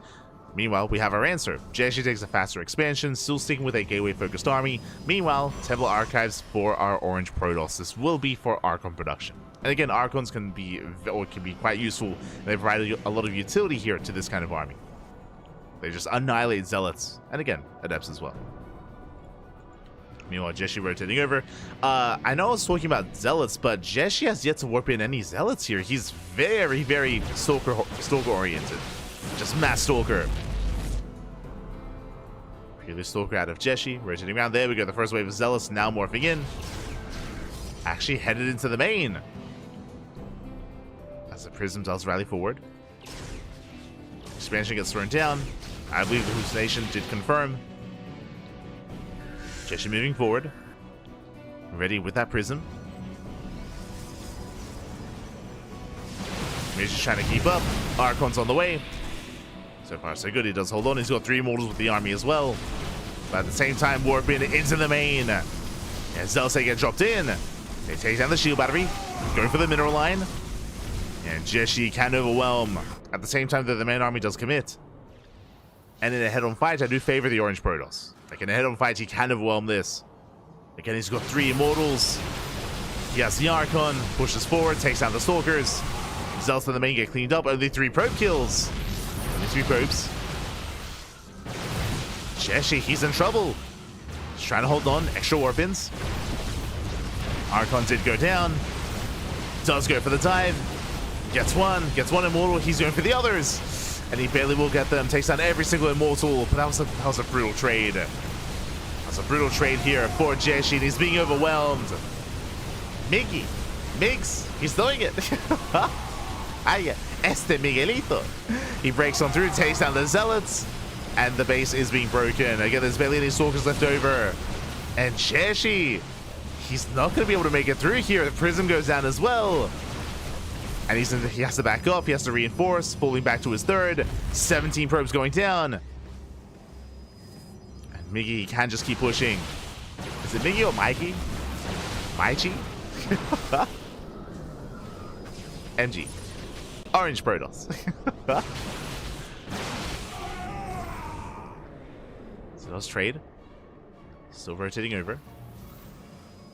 Keeping tabs on Jeshi. Behind this, taking his own 4th expansion. Looking for a bit of angle. Does dive in. 1 Immortal has arrived here for Jeshi. Do get the NG overcharge on the shield battery. But the Zealots, they just shoot through the Stalkers. Ay. They do so well for themselves. The Immortal goes down and there's almost nothing left. We're down to 4 Stalkers, a cannon, and a dream. GG gets called. And our orange Protoss player, Michi, MJG, does take the series at 2-1. GG. What's he called? I'm not too sure. GG, well played. Does take it. He's called MGJ. That's MGJ on challenge, but he's called MIGI on Wikipedia. Okay, Saratobi, is that him? You know? Miki. It's his name. GG, well played. He will take the series. Will advance on. And that's already a major upset. To bring down Jeshi, that is insane. Very impressive. Does bring it down. Coming into this, Jeshi would have been my heavy favorite to take it, to even qualify.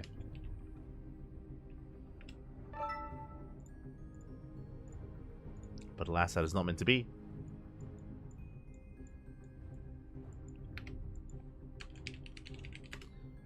And now we are getting into the semifinals. Here we go. We have 2 matches left. We have the semifinals, and that's going to lead into the grand finals thereafter. We will get there. As videos are underway. And we have another PvP. For now, we are going to be going on a short break. We're going to be going on a short break as they conduct their vetoes. Once they are done, we will come back and jump into the Protoss versus Protoss. See you soon.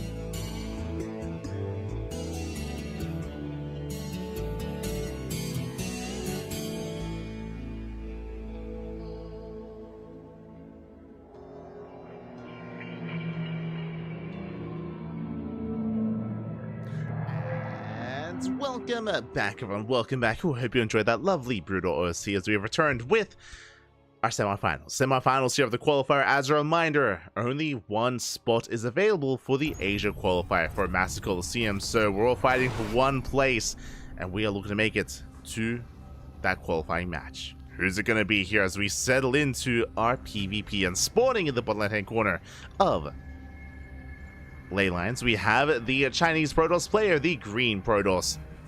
A bit of a newer name, to myself at least. It is Miggy. And spawning in the top right-hand corner, we have the veteran himself, the Red Protoss player. It is Lancer. We go. I just need a moment to set up our player names, and we can go from here. Oh.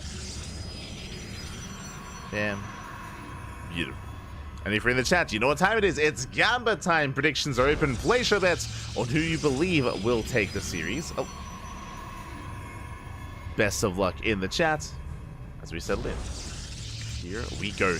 And again, Lancer is the veteran. He's going to be, I mean, typically on paper, I would say he's favored to qualify and make it all the way and make it into the main event. But Miggy just took down Jeshi. And mate, if you can take down Jeshi, you can take down Lancer. You know, well within the realm of possibility here for Miggy to pull it off in this PvP. We'll see if he can do it again. We'll see if he can pull off another upset. Oh. So now the probes are moving out. They do get sent across the map. We do see Lancer going to be skirting the southern half of the map instead, and it looks like he will be going for a pylon. Fake or real? That is the question. This pylon, this is not a bad location for a proxy Stargate, but it looks like Lancer, okay, it's going to be a fake proxy pylon. The probe scout comes in from Miggy, and he will confirm that the pylon is missing, and Lancer is hoping for an overreaction. That is the hope.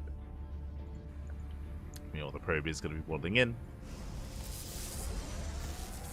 When it comes to PvPs, I will say that Lancer, this is one of his stronger matchups, 100%. Is one of his stronger matchups.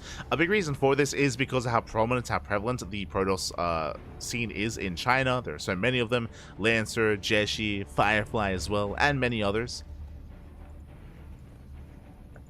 So they do face off against each other quite often, and they do all improve together as well.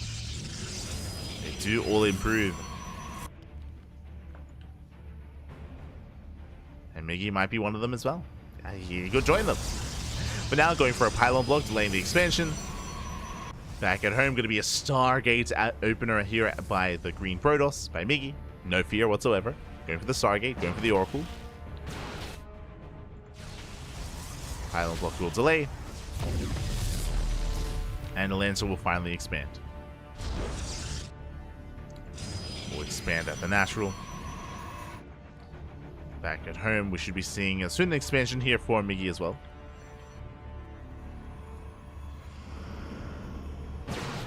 Should be expanding. So far, getting caught out for a moment, taking some extra shots. Has to get the hell out of here, respecting the army of Lancer. Does pull away. There's the first Oracle now in production. From our Green Protoss. Getting to the Oracle, Hallucination Scout will confirm. Miggy unable to deny, and the Hallucination will get eyes on the Oracle itself. Lancer knows. Lancer knows to be ready. Shield battery into the main. Stalker's in position. Should be okay. Likewise, Lancer taking into his own Twilight Council towards Blink. He's trying to maintain himself here against the army. So far, he is keeping up. He is holding on. Creating with the Stalkers. No major losses yet. Meanwhile, as we do see Miggy trying to distract the main army, Oracle does dive into the main, but there are Stalkers in position. Oracle comes in from behind, gets one probe. Up! Gets one, gets two. Two probes go down. Oracle gets out. Oh, getting a third probe, but that was ambitious, and it will escape just barely. Oracle gets away. And so far, some decent trades. 3 probes. It's not bad. But Lancer still has a worker advantage. As Miggy still needs more damage. Still does need more. Back at home, Rover gets placed. Blink is on the way. I assumed... Oh, okay, never mind. I assumed that Blink was also going to be on the horizon here for our Protoss player here, our Green Protoss, but that is not the case. He's going for Immortals. Immortal count is building up. Did investigate into a second Oracle. Oh no! Oh, one gets caught out. Massive pickup. Lancer does get one. Going for hallucination. Do love to see it. This Lancer can now expand, taking his third base, shuts down one of the Oracles. So far, better trade for Lancer. Remember that one Oracle killed 3 probes. It's not worth it. Ideally, you do want more than that. Lancer is looking quite secure. Meanwhile, across the map, we are building up more Immortals, and so far, only the one gateway. Forge is now on the way. Twilight Council. These are signs of further tech, which means Migi should be expanding. Extra gateways. Interesting. I mean, I'm getting some mixed signals here. Instead of extra gateways, we could have seen a faster third expansion. And if we're not going for a third expansion, this should be a 2-base all-in, but it's going to take a little bit longer because of these upgrades. Like, it's going to take a while for the upgrades to really get into the swing of things. It's really effect. Third base now gets placed, but it's a very late third compared to that of Lancer. Lancer's third is about to finish, and Miggy's is just not beginning. So a nice advantage here for the Red Protoss. Lancer moves out. Hallucination will get eyes on the army. Nicely done. Does support the main force of Lancer. Lancer breaking in. Oh! Baits out the stasis. Nicely done. Baits it out. Looking to reinforce.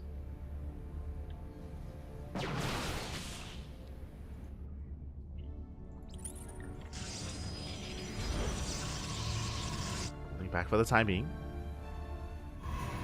Let's pull away.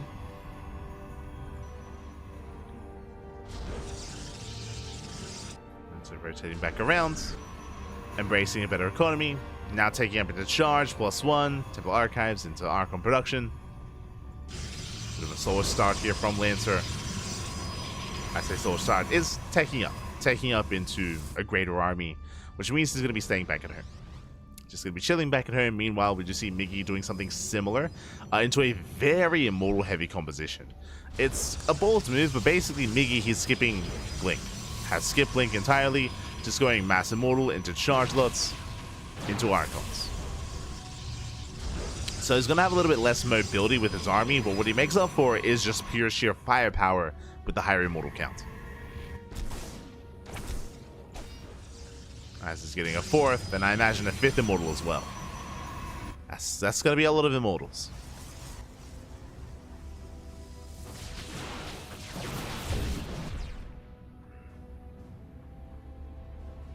$5K on toss. Let's go. Who wins the PvP? That's fine.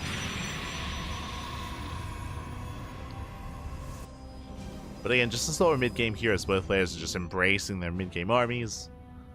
Building up. Lancer has, of course, micro potential with these Stalkers. He can harass, he can try to poke in. But there are so many stasis traps. Miggy is secure.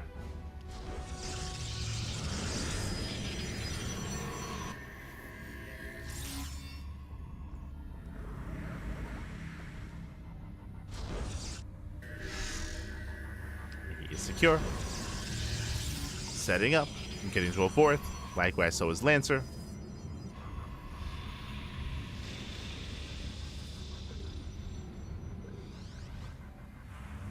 So we're going to poke in.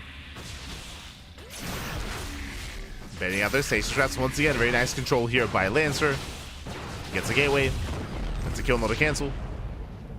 But because of the very high Immortal count, he just can't really engage with this. It's 5 Immortals, soon to be 6. 6 Immortals on the way. It's crazy. Miggy, he breaks out, finally, is going to be pushing. Has a very beefy army. And what is he pushing into? So far, we do have a concave. As Miggy does rotate towards the right-hand side. Looking for another way in. Lancer trying to keep up. The Archons can trade well. Soldiers of the Prism. Prism gets caught out. Nice catch.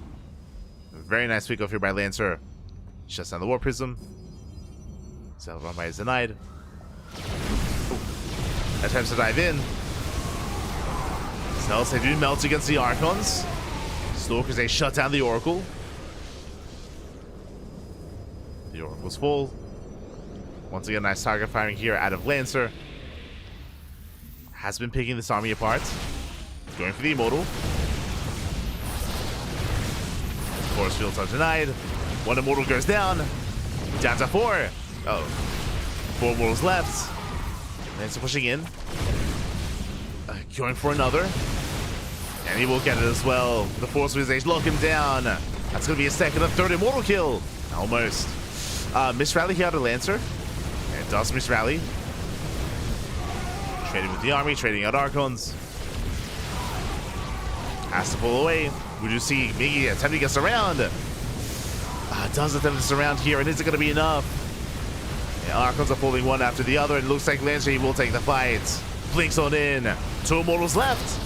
Down to 2, down to 1, down to 0. 0 Immortals, and with that, Lancer breaks through. GG gets called. Lancer will take the fight, and he will take game 1. GG. GG, well played, Lancer, with the much better army controls that I will say, especially towards the later half of that game. Very nice moves for Lancer to pick off the Prism, pick off the Oracle, and then pick off the Immortals one after the other after the other. A lot of it did come down to his own army, though. Again, the reason why he could pull that off, Blink Stalkers. Remember, it was something that Miggy skipped. He skipped Blink Stalkers. He went for a more heavy Immortal Archon army, which is very A move. Meanwhile, Lancer has a lot of micro potential with his Stalkers, and was worth it. Was worth it in the end. Got some very nice pickoffs. And with that, GG. GG, well played. Lancer does take a lead in the series. Does take a lead. Meanwhile, we just got another update here. It looks like we have our first player ready in the qualifying match. Coffee. Coffee is waiting in that best of 3, waiting for the winner of this very series. So thankfully, it means that we will be taking a break from the PvPs. We have, I mean, of course, this continued series, but this leads into a Terran opponent. So TVP as the qualifying match. And again, if everything goes as it should be Lancer versus Coffee. I mean, coming into this, they were the 2 highest rated players in the bracket. They are the players that we did expect to make it far, but only one. And again, Miggy can complicate things. True. Took down Jesse. Took him down. Can keep going.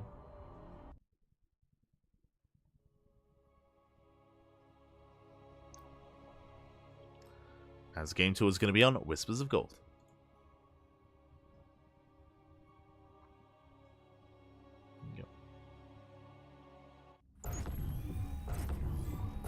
Comialgia. Oh no. Okay. Close enough. As spawning in the bottom right hand corner, we have our newcomer. We have our green Protoss player, a player that I'm very unfamiliar with, but so far has been quite impressed by. Down in the series though, we'll see if we can bounce back and force the ace match. It is Miggy. And spawning in the top left hand corner, we have the Chinese Protoss player, the red Protoss, leading the series 1-0. The veteran of the scene, it is Lancer, aka Cyan. For so long, he was known as Cyan. Of course, I believe last year at this point. It's been a while. Been a long time. I won't say since around last year did rename the name change to Lancer. And has been improving quite a lot. I know that a lot of Chinese players did name change after the rise and dominance of Oliveira. A lot of players did follow suit. In unison. As a sign of support. Which was really appreciated. Really cool to see. Now though, we do have our openers, double gate opener here out of Lancer. Meanwhile, we do have a single gateway from our green Protoss. Gate Cybercore opener.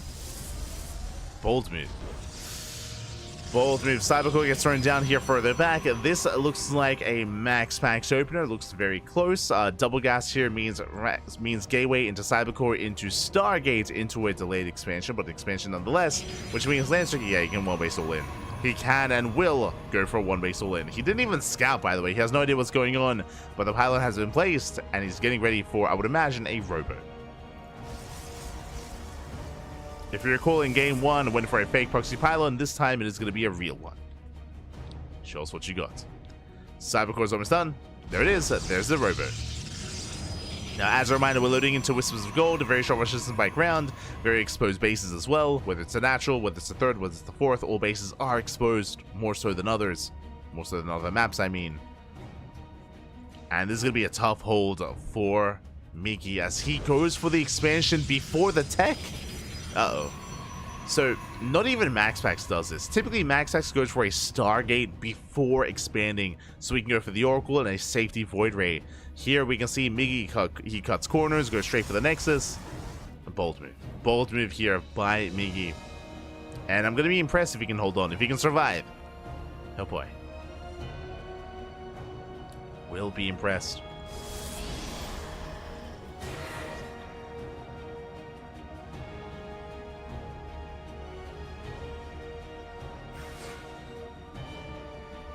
As the Prism is soon to move out. An Epsay shaded across the map towards the natural. So far, so good. Mickey's holding. Does buy time. Doesn't quite spot the proxy. Not aware. Here we go. The War Prism has arrived. Immortals on the way. The Epsay can load up and they can just be dropped into the main. Again, the big counter to Adepts is usually to just wall off the natural, but, I mean, with the War Prism, you can bypass the wall entirely. Head straight for the mineral line. 4 Adepts are dropped in. And they're headed for those probes. Workers are going to be going down.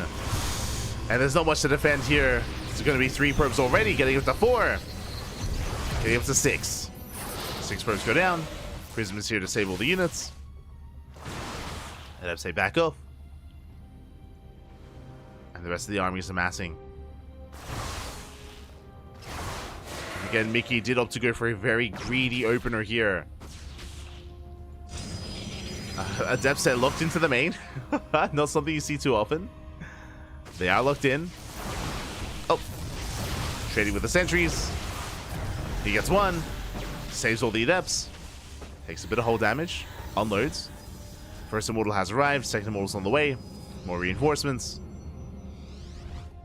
And the ideal is going to be to force field the ramp, as he has 4 sentries. Coming in with the Immortal. Threading a shade. Adepts are here on the low ground. Show us the force field. He cancels. Cancels the shade here. Does force field the ramp. Looks down the army. Does save the Adepts. Boys are being pulled. And Lancer is just pulling Mickey apart. They cannot keep up. They can just keep force fielding, just over and over again. You just lock the army down. Probes is trying to help. Here we go, another force field. The Immortal cannot escape. And GG gets caught. Lancer snowballs out of control, and Lancer will take the series at 2-0. GG. GG, well played. Lancer will take it. Again, Mickey did take a risk going for a very greedy, very economic opener. He got punished for it, didn't get away with it. Lancer was so quick to respond with a proxy, with an all-in. He was completely all-in there, was able to wreak havoc in the main base, and followed up with those Immortals. Alas, it was just an uphill battle from Mickey. He could not quite overcome and surpass that. With that, GG. GG, well played. We are getting ready now for the final series of the broadcast. We're getting ready for our qualifying match. Here we go. We do have our qualifier here. It's going to be a PvT between Lancer and Coffee. Here we go. Quickly double checking. Coffee is on the team. Yeah. It's on all gamers.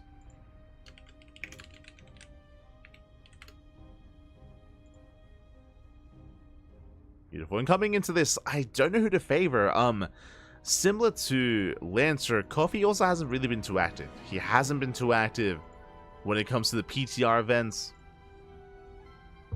When it comes to whether it's PTR events or open cups as well. Coffee hasn't necessarily been there. So I'm curious. I'm curious how he compares. So now the vetoes are underway. Also just catching up with the chat. I see someone saying, I like StarCraft. I haven't played since 2008 though. That's a very long time. I mean, 2008, if you're getting your dates correct, that is pre-StarCraft 2. That would be Brood War. Long time. Long time, papi. Long time. Ah. I mean, again, StarCraft 2 is a very stressful game and it's not very easy either. It's very easy to fall off. I'm always like, I enjoy playing StarCraft, but if you tune into my ladder streams, you'd know that it's always frustrating whenever I don't play for a while. Like, for example, like I haven't ladder streamed in what, like almost 2 weeks. I just have no time. I don't have time to ladder. So whenever you come back from a break like that, it's like you're rusty and you can feel it. You're slower than normal and it just doesn't feel good. And it's like, you have to build yourself back up again. And it happens whenever you take a break. You know, it takes a while to shake the rust off. Not easy, not easy. But an amazing game nonetheless. You know, we all love it. We're all passionate about it. It's amazing. It's beautiful. Oh, as vetoes are still on the way. Because of that, we might just go on a short break. Might just go on a short break here while we get ready for the final match.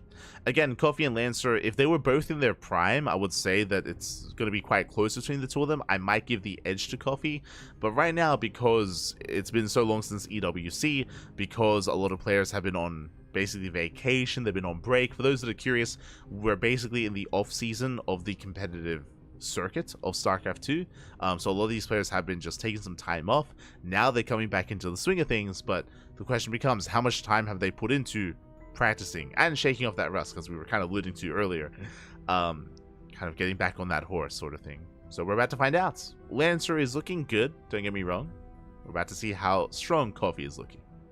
Also, I did just misspell his name. Hold on. There we go.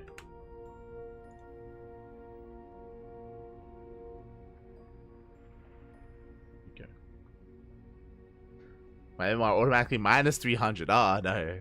It happens. It happens. But for now, again, we're going to be going on that short break. We'll see you guys in a couple of minutes here with our final best of 3. See you soon. See you soon for that qualifying match.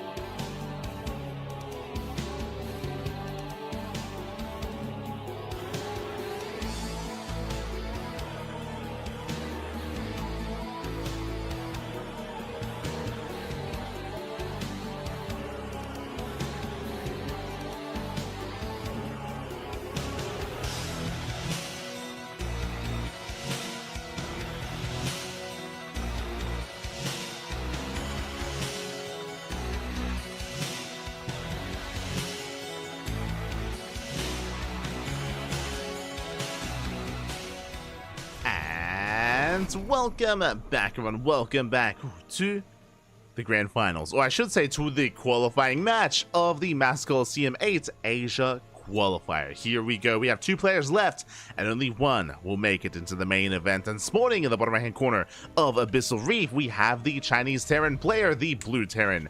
It is Coffee for all gamers.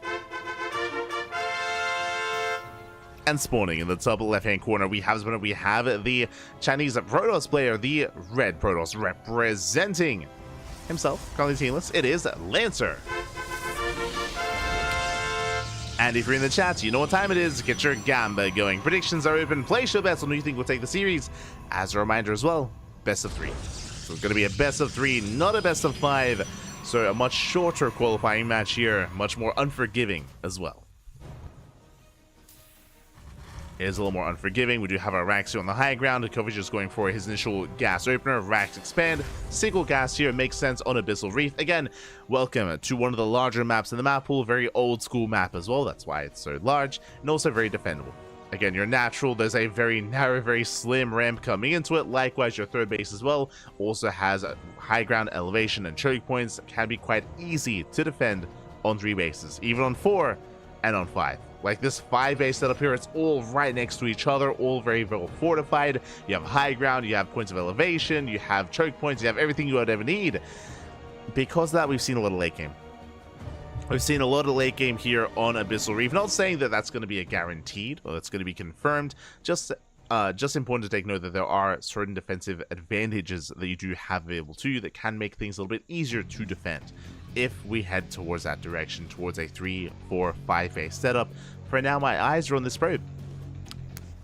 What's going on? As Coffee is setting up, there is that faster CC on the low ground. Lancer hiding the probe, does spot the Reaper moving out, and that's a cue for the probe to move in. Very nice move, actually. Very cute. Very nicely done there by Lancer. Does dip in with the probe, gets a free scout, so Reaper is out of position, and he does confirm the timing of the CC. So Lancer knows this is an economic opener. Meanwhile, across the map, Reaper does dive into the main. Stalker is popping out in 1 second. Does pop out.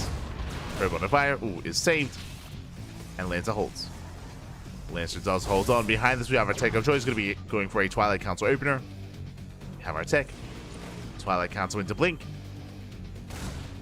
Meanwhile, the Reaper dips back in, gets a full scout, and the Reaper does get eyes on the Twilight Council as well. Ooh, even escapes! Oh my god. Barely does get out, confirms the tech, of course. And now it's going to be on Lancer to determine how many gateways are we going to be going into. 2-gate Blink, 3-gate Blink, or 4-gate Blink Stalker. How aggressive or how economic does Lancer want to be? You know, back at home, Coffee getting to his 1-1-1.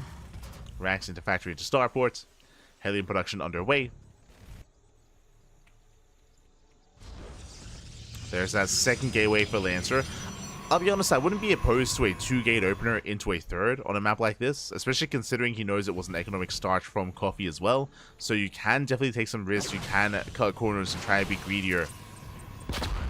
Here in game 1, Reaper goes down, but that is an extra gateway. Okay, so it's going to be 3-gate, at least 3-gate Blink Stalker. As a third gateway gets placed, this is a very safe build. Very safe. We'll have extra Stalkers.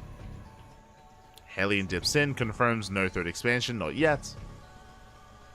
As Coffee's also trying to piece it all together. Does fall back home. Do have our second racks being thrown down. It's going to be a 2-1-1 setup for now. 2 Raxes, 1 starport, 1 factory. Tank production has begun, and Raven production has begun. This is a little bit more old school. You don't often see much Raven play, or especially Interference Matrix play, in this matchup. It used to be all the craze, especially against Robo-based openers. I should say Colossus-based openers. But that did fall out of fashion. So yeah, this is looking a little bit more old school. We'll see if it pays off. Yeah, it's going to be charged. So Lancer, instead of taking into a bait into Colossus, he's going for a +1, or he's going for charge lots, and I would imagine Forge upgrades as well. Very gateway-centric. Third base on the way. And this does mean that, you know, a tech structure or an upgrade like Interference Matrix is going to be a little bit less effective here, as there are less targets for it, at least for now.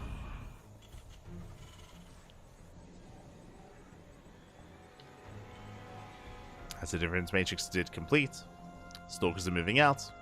Again, Blink is done, and Stalkers are quite mobile. They can ideally spot a move out and slow it down, chipping away at Marines, tanks, even Ravens. Lancer poking in. Oh. Does spot the bunker and the tanks. Is aware. As Coffee is still just building up and waiting for his upgrades. Once Stim is done, he can move out. Meanwhile, Lancer just establishing his third. Now taking into his own Temple Archives. Storm, Archons. Oh. Stalker shots going off.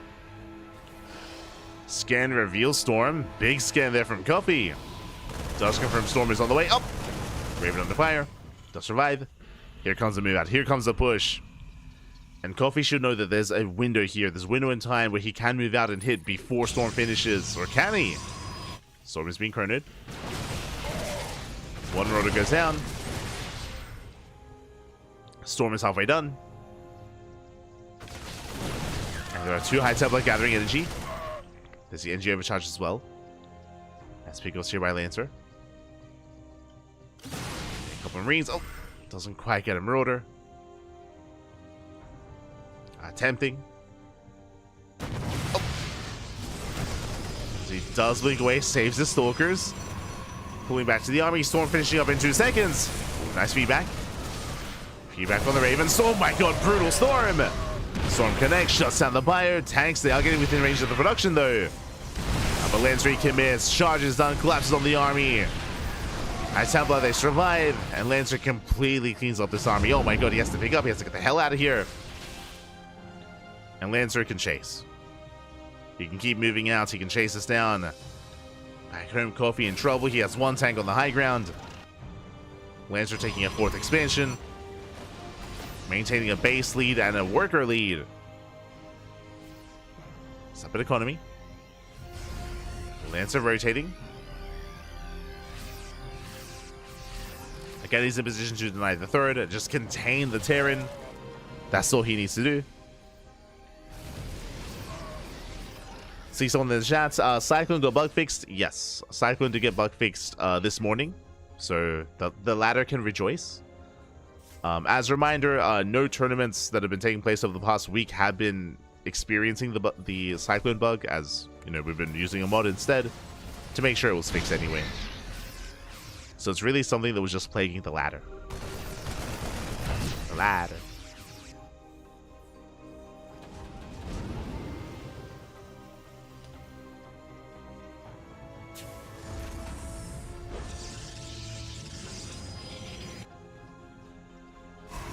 This Lancer is going to be expanding. Again, his fourth base is getting up and running. Likewise, we do have a storm drop into the main. Let's go. Prism is slipping in. And here come the storms. Up, up. Yeah, massive storms here in the mineral line. SCVs are going down. 7, 8 SCVs. Getting up to 9. Then he picks up and he gets away. Picks up, he gets the hell out of there. Coffee rotating over. Now establishing his third. Tanks not quite in position. They are rotating. Lancer not going for the expansion. Will knock down the Rux instead. Knocking down the Rux. Spotter pylons everywhere. Fourth base, fully saturated, getting a fifth expansion. Jesus. I mean, he's already up a base. He's getting another. Lancer running away with this. Getting another expansion. 5-3.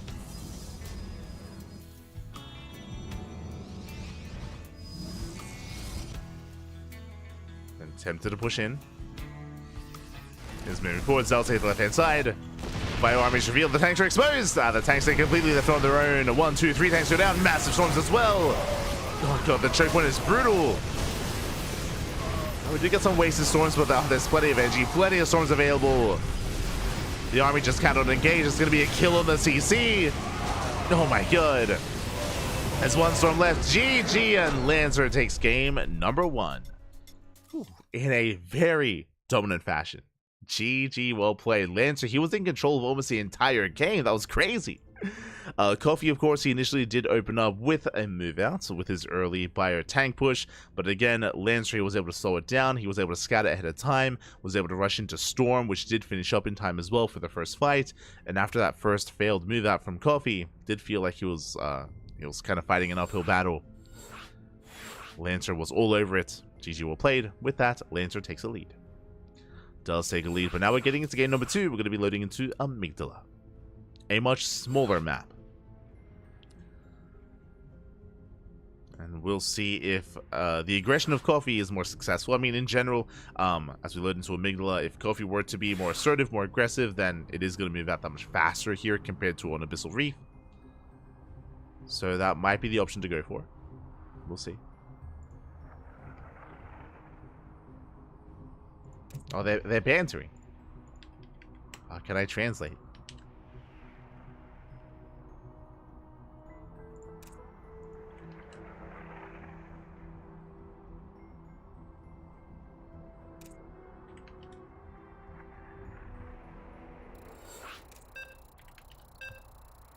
Here we go. Basically, Coffee saying Protoss is so crazy, and Lancer's like, yes. The power of Protoss. Let's go.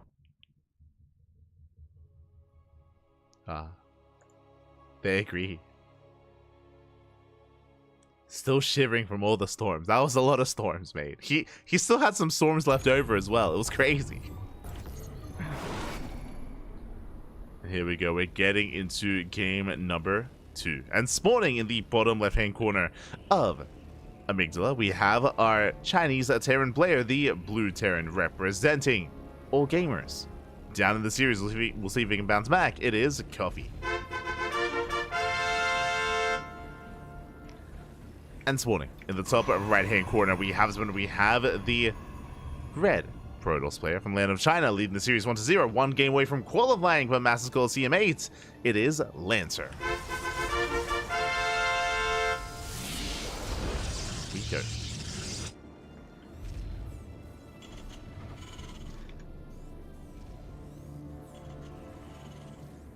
Oh, el hermoso, papi. Ay, ay, ay. I just saw, I was like, oh, that's a really nice storm effect. It's from Enki. I didn't know that he had a nice storm effect like that. Este Enki. Nice, nice. Buenos dias. Buenos dias. If you're tuning in from Enki's stream. So now, we are going to be getting to our openers. This time, coffee double gas. Double gas open out of coffee. What does this mean? This means faster factory. This means a delayed CC. This means faster tech in general here. From here, coffee can go into a committed Widowmine drop. He can go into early Banshees. Can go for an early tank drop. Early Cyclones. Coffee has a lot of options available here with double gas. We'll see what he does with this. So, really, the ball is going to be in Coffee's court. Meanwhile, across the map, Lancer back at home, just going for his own Gate Cyber Expand. So far, so good.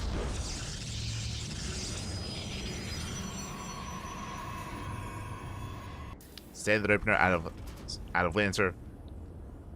We'll move out. Keeping the probe hidden. Reaper moves out across the map. The probe is hidden, which means he can't go in for another scout. As the factory is almost done. Coffee getting a CC on location. The probe is here to delay. And we'll force the SCV back. There we go. CC on the high ground instead, which I believe is scouted by the probe. Yeah, it does spot it. So Lancer, he is aware about the faster tech, the faster factory. He knows. He saw how late the expansion was. Back at home, going for a Stargate opener. Interesting. This can be a little bit risky. Stargate openers in general, they do leave you vulnerable to early game aggression. And thankfully, so far, it looks to be a Widowmine drop. Widowmines are on the way.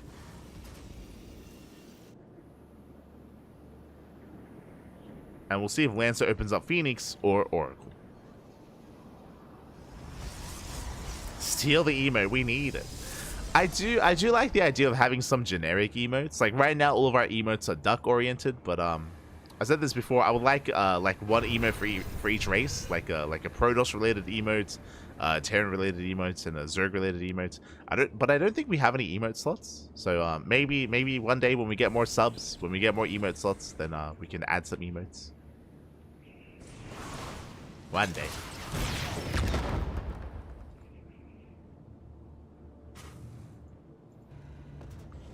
And then we'll have something nice for all the races.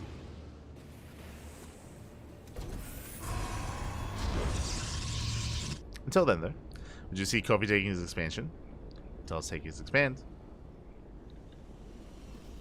Getting to early tank production, the Widowmine drop is moving out. Now, it's only 2 Widowmines, so this is not the most committed drop, but the follow-up is. Because that isn't just tanks, that's tanks with Liberators as well. Oh boy. So Coffee is building up. Widowmine drop towards the natural. Army's in position. Lancer, he does pop up.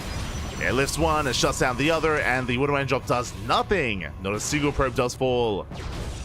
Very nice cleanup. The medevac at least does escape, but that was a strong start for Lancer. At the same time, Oracle dives into the natural, gets eyes on the army, and gets eyes on the production. Even picking up 2 Marines. 2 Marines go down. Oh, almost an SCV. Gets 1, gets 2. Jesus. 2 SCVs, 2 Marines. Confirms the rack setup here. It's going to be a 3-1-1. Tank is revealed, and Coffee should soon move out. Back at home, Lancer now getting 2 additional Phoenixes. Coffee still building up. eBay's on the way. This tells us that Coffee, he isn't going to move out until he gets into his upgrades. What upgrades? +1, Stim and Combat Shields. There's the add-on swap. Stim and Combat Shields going to be on the way. Based on this setup, I imagine that Coffee is not going for a 2-base all-in. I imagine he does want to build up towards eventually a 3rd, but we'll keep an eye on the Terran. Okay, so they do get eyes on the production. Get a Marine, they get 1, they get 2. They get 3. They get 4. They get the med. Oh, no shot. They get the medevac. Medevac goes down. All the Phoenixes do survive. Brutal pickups. As Lancer gets out. Again, he's just picking Coffee apart. Behind this bay is on the way. That's going to be for Colossal production. Safety Immortal already out. Lancer looking very comfortable.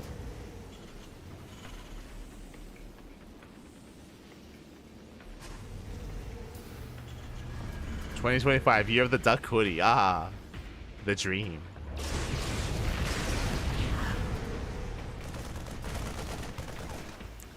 As pieces, they rotate towards the natural. They get 2 SCVs. They get a mule as well.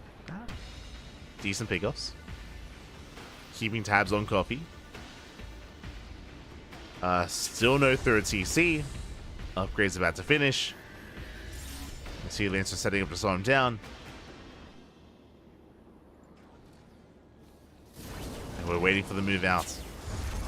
We're waiting for the push. And does Coffee pull the boys? Does avoid the stasis, thankfully. Oh, or does he? Track the army within the stasis. He's trying to bait it out. But not quite. Coffee does commit. Does commit across the map. He's got 2 Wins, has his tank. Headed towards the 3rd. Phoenixes, they have very low energy. They can energy recharge though, if Lancer so chose. Well, meanwhile, liberated towards the natural. Is cleaned up.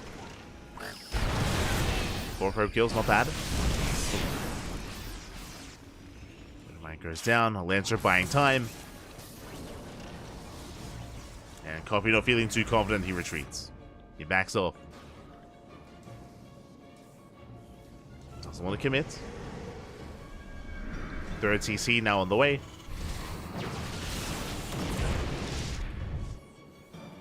Coffee is expanding. It's a very late expansion, but is expanding nonetheless. Oh, as he's going for the gold. I mean, that's a way to catch back up. True. Going for the gold. Pylon goes down. Pylon does get eyes on the rooks. Lancer knows. And Lancer should soon be active. Still building up more Colossus. Pieces moving out. Oh! Gets a Wooden Mine. Gets 1.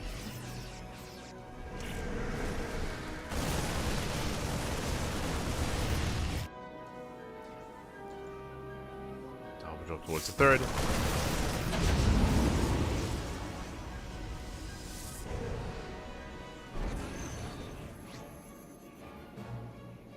We recall the Phoenixes back home. That will shut down the drops. Uh oh. Coffee is getting caught out. Will attempt to boost. And it looks like he will be able to unload. Oracle goes down. He does survive. At the same time, Coffee pushing in on the right hand side as well. Coffee's recall is on cooldown. Lancer, I mean. Recall is on cooldown. Zell's getting caught out. Colossus in position. Lancer splitting up. He's ready. He has a Colossus split. Lancer getting supply blocked. Oh, now's not the time. 4 pylons on the way. Coffee pulling back. Getting the gold. And with the help of the gold base, Coffee can more than recover. Can take a lead.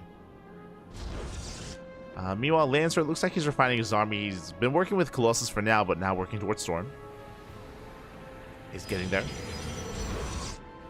Headed into Storm production.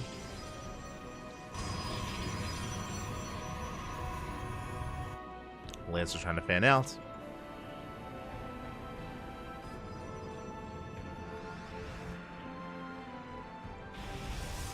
As Lancer's up to 4 Colossus. Usually we don't get up to this many Colossi, but okay. A little bit of overkill. Army dives in. Tank gets lifted. And mining is denied. Tank will fall SCVs as well. At the same time, we do see Kobe going for a massive counterattack. He goes for a base trade. Oh my god, full-on base trade here. Lancer turns back around. Natural's under fire. 4th base as well. And Lancer, he did not kill the gold. Did not get it. And Lancer's going to be forced all in. Natural base falls. Has to commit, dropping to the main. Lancer's just trying to race back. Of course, Coffee can always try to evacuate. Takes down gateways, 23 probes. And lifts up. He does lift. And the medevacs, they should, for the most part, escape. Just barely. They do get out. Coffee still with the supply lead. Going for another expansion. heavily overstimmed, but does get it. Base does fall, and Lancer is all in. At this point, he is all in. He has to commit, and he can. Right, just going off, gets a Stalker. Army tries to rotate. Colossus has arrived. How many Vikings? 4. Just 4 for now. And so moving in. Trying to retake his natural. +2 has begun. Yeah, I don't know if the game's going to last that long to get into +2. Zerg gets picked off. Massive EMPs. The EMPs are brutal. And again, there's no storm with this. The Colossus doing a lot of damage to the back line. They shut down the bio. Oh my god, the Colossus GG gets called. They break through the Marines, and Lancer forced into the all-in. He snowballs out of control. He will take the series, and he will qualify for Masters Coliseum. GG. Oh my god. Lancer.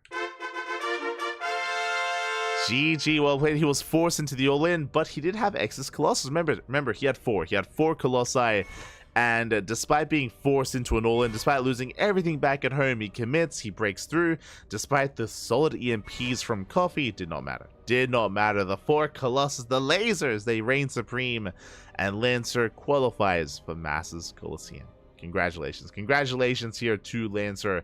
Does take it in the end. Very well done. Very well played. My condolences to Coffee. Again, game 1, we saw that Coffee tried to be aggressive, but on Abyssal Reef, it was a bit of an odd choice. I'll be honest. It was a bit of an odd choice there for Coffee to opt to play in that kind of way, to opt to play that style. He was scouted, he was shut down on Abyssal. Here in game 2, did opt to go for, once again, an aggressive start into the gold to make up for his delayed 3rd base, but again, that gold base is so difficult to defend. It's so difficult to defend on this map. As you see, once you gain map control, you can gain control of the mineral line as well at that gold location, and you just can't really mine from it. So we saw that Lance was able to make good use of that angle, and eventually snowball out of control with his own push. GG. GG, well played. Whew. Again, a very intense series, but congratulations to Lancer in the end. And with that, we have our first qualified player for Masters Coliseum. When it comes to the main events, I believe there are going to be invites. We have a qualifier for every region, don't get me wrong, but outside of that, we also have invites for the main event as well. And the invites, they have been secured. Oh boy. Can I actually catch up with this? Let's see here. Exclamation mark B in the chat if you guys want to have a look at the back of yourselves. But one moment.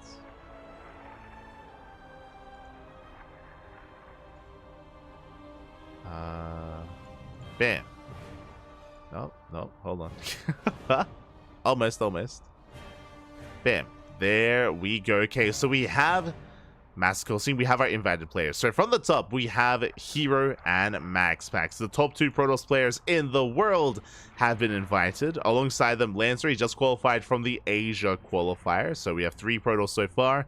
We have the invited Terran players. We have Clem, Maru, and Oliveira. Clem, the best Terran in the world, or I mean, he is the world champion. We have Maru, best Terran in Korea. We have Oliveira, of course, best Terran in the land of China. For Zerg, we have Raynor, Serral, and Shin. Also been invited. Okay, so again, I would say that these are the top Zerg players. I mean, I say that, I would say Serral, Raynor, and Dark. But if Dark wasn't invited here, I'm sure it's for good reason. I know that right now there's a lot of ambiguity when it comes to when Dark is conducting his military service. I'm curious if this has anything to do with it. We'll see. We'll see if Dark does take part in the qualifier. As you can see here, we still have 3 slots in the Korean qualifier.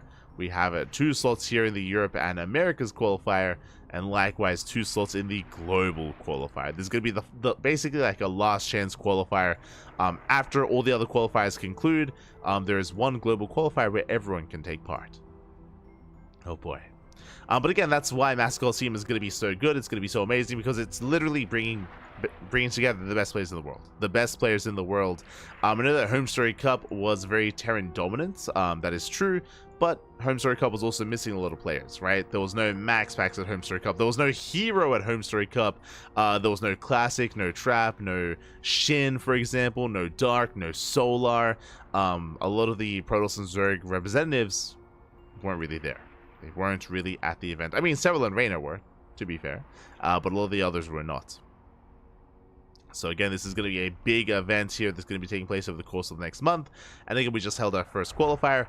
Tomorrow we have, I believe, the Europe and Americas qualifier. So that is going to be the qualifier tomorrow. After that, Korea qualifier. After that, global qualifier. So 4 days of qualifiers. We got you covered here on the channel. We got you covered. So again, we're going to be live here as always, every single day. We did reschedule our tournaments because of these qualifiers, so that's why Sparkling Tuna Cup was on Wednesday this week instead of Sunday, because we have to shift things around, we have to move things around to accommodate for Masters Coliseum. Oh boy. So yeah, it's going to be, again, a major event here that will last 2 months. It's going to lead into a group stage and then into a playoff bracket as well. So do look forward to it. Now oranges, true, the oranges. The Colossus Lancers saved Lancer. They did. It was crazy. They did. But yeah, with that, we are done. With that, we are wrapping up here. I am insanely tired. Again, I have not slept yet today. We casted the Turtle Tussle this morning into the Pondcast, into this, and I would like some beds, Pappy, so I'm gonna go get some rest. Tomorrow, what is our schedule looking like? Let's quickly double check here. I believe tomorrow we're only casting, Masters Coliseum. Yeah. So tomorrow is Masters Coliseum European and Americas qualifier. It's gonna be in just under 24 hours. The day after that is gonna be KSL and Korean qualifiers, and then Philadelphia, and then global qualifier. Oh boy, let's go. Let's go, Poppy. Let's go. It's going to be 5 casts in 3 days. 5 casts in 3 days. We got it. We can do it. I believe. Oh, boy. Do believe. I just want to be well rested for Philadelphia. That's my big thing. Just want to make sure I'm well rested for cheese. Do I skip out on KSL to make that happen? I might have to. I'll see how I feel tomorrow. KSL is going to be a little bit of a question mark. We might cast it. It might be wiser to skip it, especially for Philadelphia. Like, I do want to focus on it. I do want to, be as energetic as possible for Philadelphia. So, I'm tentatively going to be casting KSL, but we might reschedule for a replay cast. Might have a replay cast later on instead. Otherwise, thank you for watching. Thank you for watching. Thank you for the support. We're going to be heading off here for the evening. Stick around. We're going to be giving another StarCraft streamer a raid. We'll find someone to send everyone over to. Otherwise, thanks so much for watching. If you wish, you can follow us on all the social medias. You can follow us on Twitter, Facebook, Instagram, YouTube, and Discord. All things CranKy Ducklings, as I post the command in the chat. And again, you can stick around. We'll find someone to send everyone over to. Who's streaming right now? Who is live? I see Showtime. Showtime is live. Who else? See, Rushy is playing Stormgate. Nero is playing D&D. Rainer is streaming StarCraft. Let's go. I see Rainer. Strange.